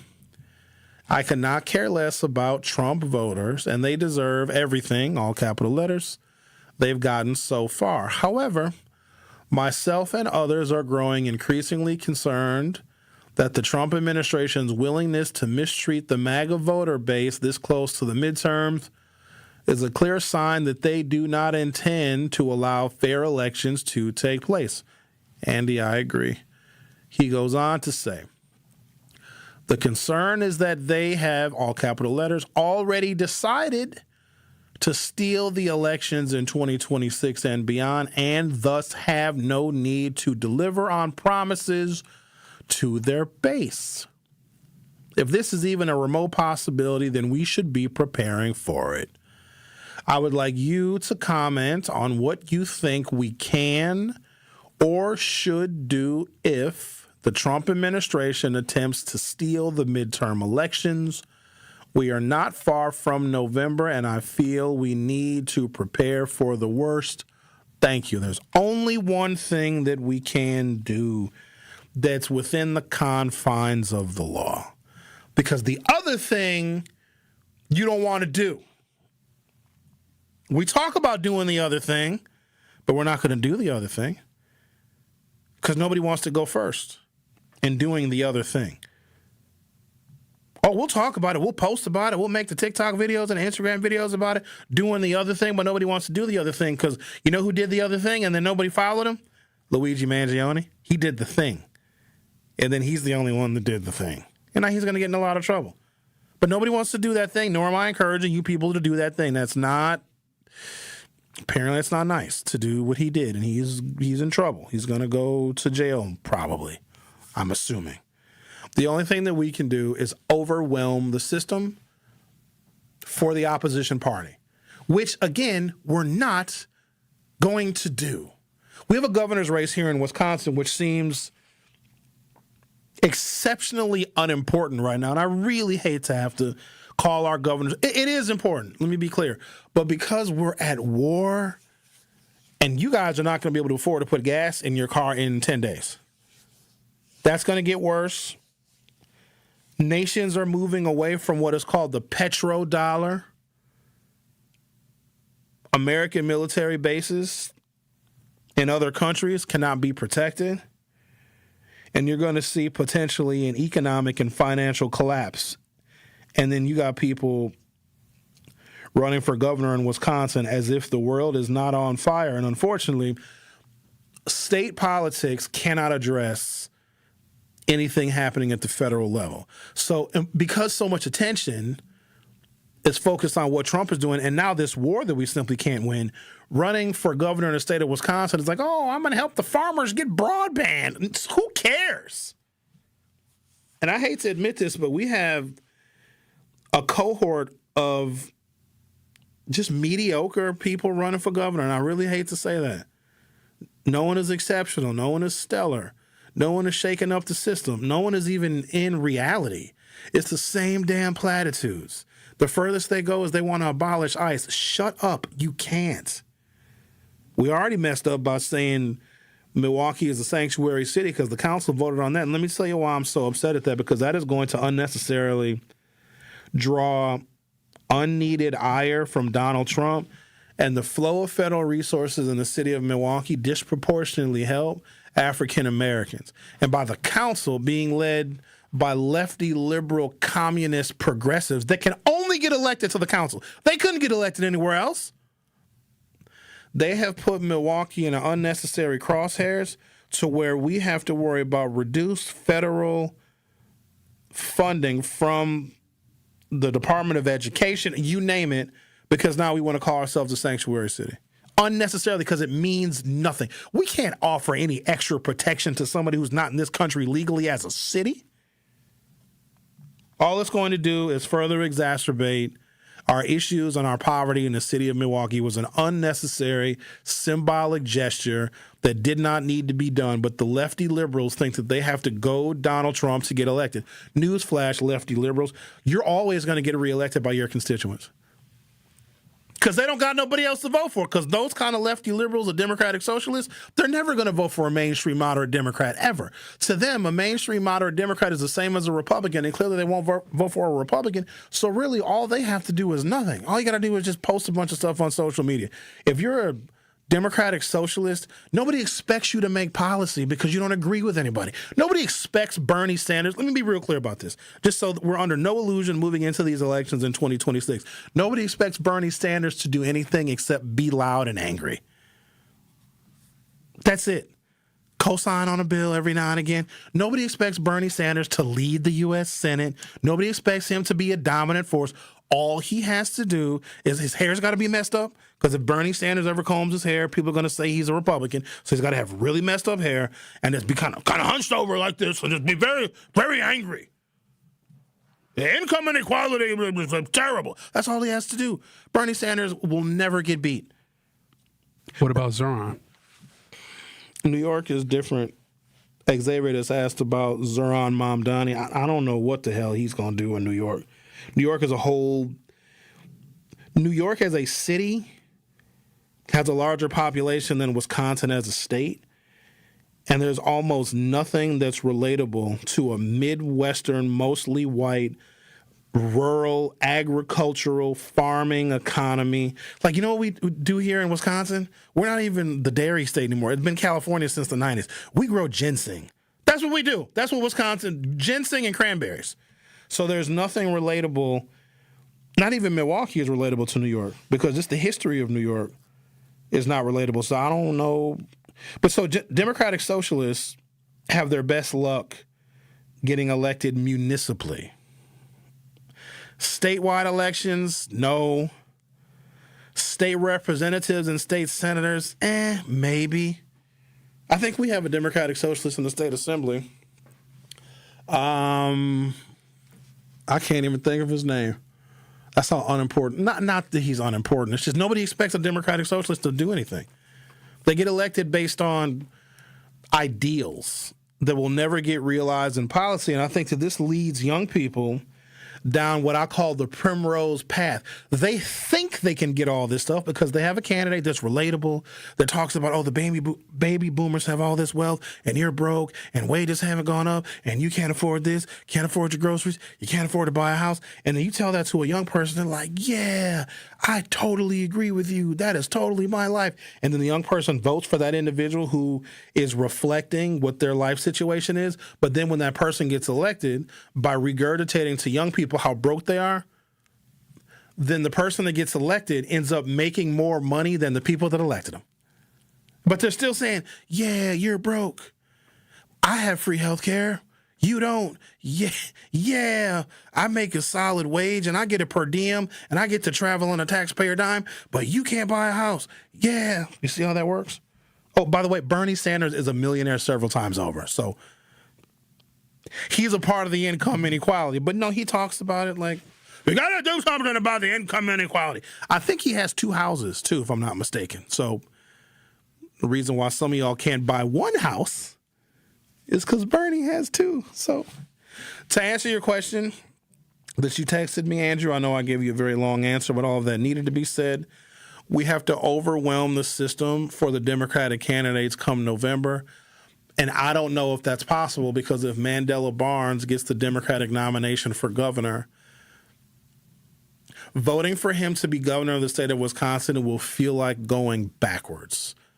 Now, remember, our elections statewide are decided by 27 to 30,000 votes, whether it be presidential contests, whether it be U.S. Senate races, or whether it be gubernatorial contests. You know what that means? That means that these 7 Democratic candidates, save for Francesca Hong, she doesn't have to do anything but carry a hammer and a sickle. The only thing that she has to do is just be like, yeah, a bunch of us are broke, and I work at a restaurant and have a baby. That's what she has to say. She's fine. But all the other 6 actually have to cater to Trump voters, which is very distasteful, because if our elections in Wisconsin statewide are decided by 30,000 votes or less, then the 6 Democrats that are running for governor that are not Democratic socialists have to cater to Republicans, and that's going to be intolerable for a large number of Democratic voters in the state of Wisconsin. But to answer your question, Andrew, we just have to vote and register a lot of people to vote and overwhelm the system come November. The Truth with Sherwin Hughes will be right back. You are listening to The Truth with Sherwin Hughes on 1017 The Truth, The Truth app, and 1017thetruth.com. Forward Together for Kids is going live on The Truth with Sherwin Hughes. Join City Forward Collective's Coleston Morgan Jr. along with special guest Dr. Howard Fuller, former Milwaukee Public Schools superintendent and fierce advocate for education, for a thoughtful discussion on Milwaukee's North Side education crisis. Tune in Thursday, March 12th at 11 a.m. on The Truth with Sherwin Hughes and join the conversation. As the White House threatens to take over state elections, restrict abortion nationwide, and take away our health care, the Wisconsin Supreme Court is the last line of defense for our rights. That's why the Supreme Court election on April 7th is so critical. The ACLU does not endorse or oppose candidates, but wants you to make an informed decision. When it comes to abortion rights, Maria Lazar supported overturning Roe v. Wade and is endorsed by groups that want to ban abortion. Chris Taylor voted against abortion bans and defended abortion rights while working with Planned Parenthood. And on the issue of voting rights in Wisconsin, Maria Lazar defended efforts to rig elections for one political party through extreme gerrymandering of congressional and legislative districts. Chris Taylor opposes rigging the system with extreme partisan gerrymandering. On April 7th, stand up for our rights. Paid for by American Civil Liberties Union, Incorporated. Life's better with Drive My Way from American Family Insurance because we know it's more than just a car. It's your escape pod, your adventure mobile, your memory maker. And we help protect the dreams that drive you. Personalize what you pay for auto insurance and you can save between 10 and 35%. American Family Insurance. Get a quote and find an agent at amfam.com. Products, pricing, and availability vary based on the way you purchase insurance and by state. Unsafe driving behaviors may increase your rate. American Family Mutual Insurance Company, SI, and its operating companies, 6000 American Parkway, Madison, Wisconsin. Sweet Talks Medical Spa in Menominee Falls. Skip the sterile clinical office feel. Sweet Talk stays on the cutting edge of beauty and wellness innovations in a vibrant, playful space promoting self-love and confidence. Sweet Talk specializes in a range of treatments including injectables, medical-grade skincare, weight loss, hormone therapies, and more. Not sure where to start? Sweet Talks offers comprehensive wellness consultations to create a customized plan centered around you. Because at Sweet Talks, your goals are their goals. Learn more at sweettalks.com. What's up, everybody? March 27th, go get your tickets. It's going to be amazing. It's going to be me, Finesse Antetokounmpo, my co-host, Tony C, and Nature Boy. Woo! Ric Flair. It's going to be nice. It's going to be dope. You guys are going to love it. It's going to be an experience, and we're going to have a lot of fun. It's basically a party/podcast. Yeah, we're throwing a party at the Riverside, March 27th, TALiveshow.com. Who's the guest again? Can I get a woo? Woo! With Ric Flair. Can't wait. See you guys. More of The Truth with Sherwin Hughes is next on 1017 The Truth, The Truth app, and 1017thetruth.com.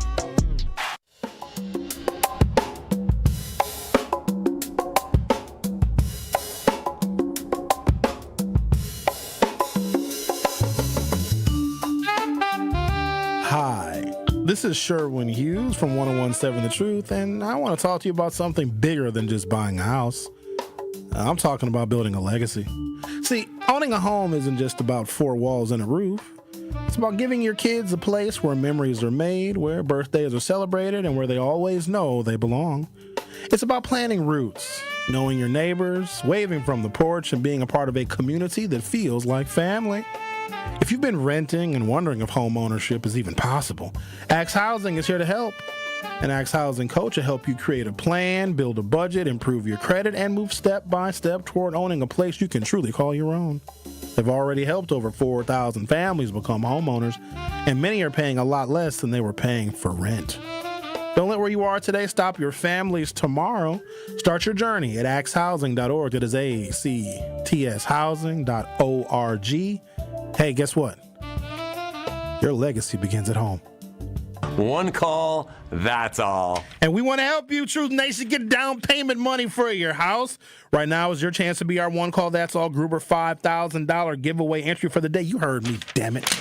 You can win $5,000 courtesy of the award-winning 1017 The Truth and Gruber Law Offices. We'll take caller number 6 at 833-212-1017. Caller number 6 at 833-212-1017. You'll be entered to win 5,000 smackaroos courtesy of 1017 The Truth and Gruber Law Offices. Again, damn it.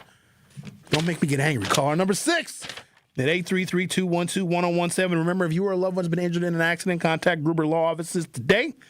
Visit them at gruber-law.com. For official contest rules, visit 1017thetruth.com. Caller number 6 at 833-212-1017 gets to win 5 G's. It's a lot of money. What you going to do with $5,000? That's a nice amount. It'll move the needle a little bit. All right, so you guys call. And I'm going to continue talking about these baby boomers who clearly don't need $5,000 because they currently control, what's the wealth they have? Between $76 to $80 trillion in household wealth. That is 50%, 52% of the American economy is owned by the generation in which the oldest cohort will turn 80 this year. Notable members of Generation Boomer: Bill Clinton, Henry Winkler, because whenever we think about baby boomers, we think about the damn Fonzie, Cher, Dolly Parton, and somebody's favorite president, Donald Trump. Trump must be popular because he got elected president 2 times. If I'm not mistaken, that has only happened maybe once, possibly twice before, where presidents were elected to non-consecutive terms. And, of course, there is FDR. He was president so long, he died in office. He was elected to 3 terms, and then they had to change the Constitution to put term limits on presidents, which Obama would still be president. If we had no term limits, I think Barack Obama would still be the president of the United States, if I had to guess.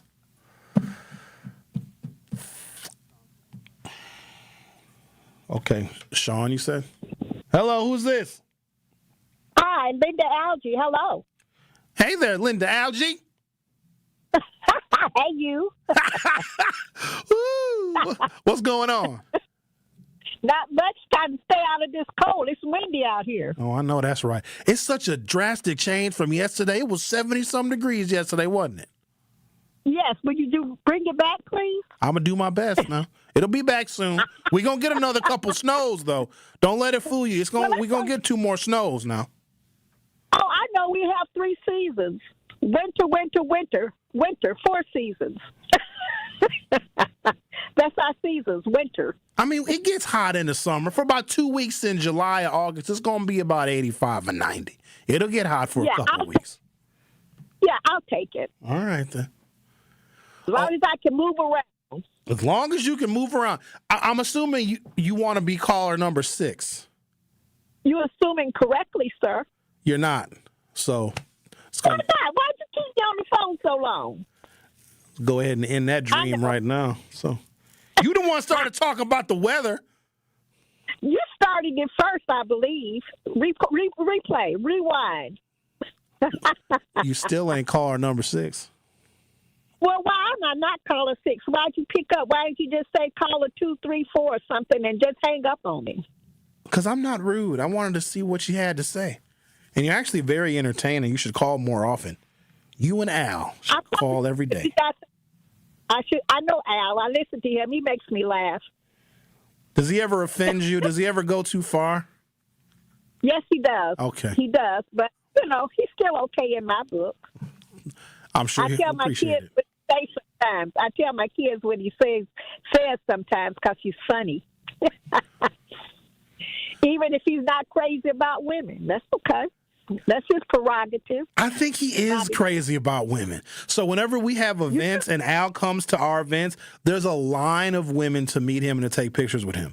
Al likes women. Make no mistake about it. Oh, yeah. Yeah. Okay, because he's so hard on us sometimes. Wow. Yeah, but y'all deserve it. Y'all are hard on us. No, we don't deserve it. Not all the time. Okay, we do sometimes. I'll go along with that. Sometimes we do, but not all the time. Most of the time, it's y'all's fault. See there? Don't want to take responsibility. I got to go, Miss Algie. My show is over. Okay, thank you so much, sir. You have a great rest of your week. Great talking to you. All right, you too. Bye-bye. Bye. Still didn't want to take responsibility, just like a woman. Thanks for listening. I'll see you next time. Need a way to hype up your day? Hello, is this Shirley? This is she. Shirley, you are our Gruber 5K giveaway winner this quarter. Congratulations. What would you do with $5,000? Trying to look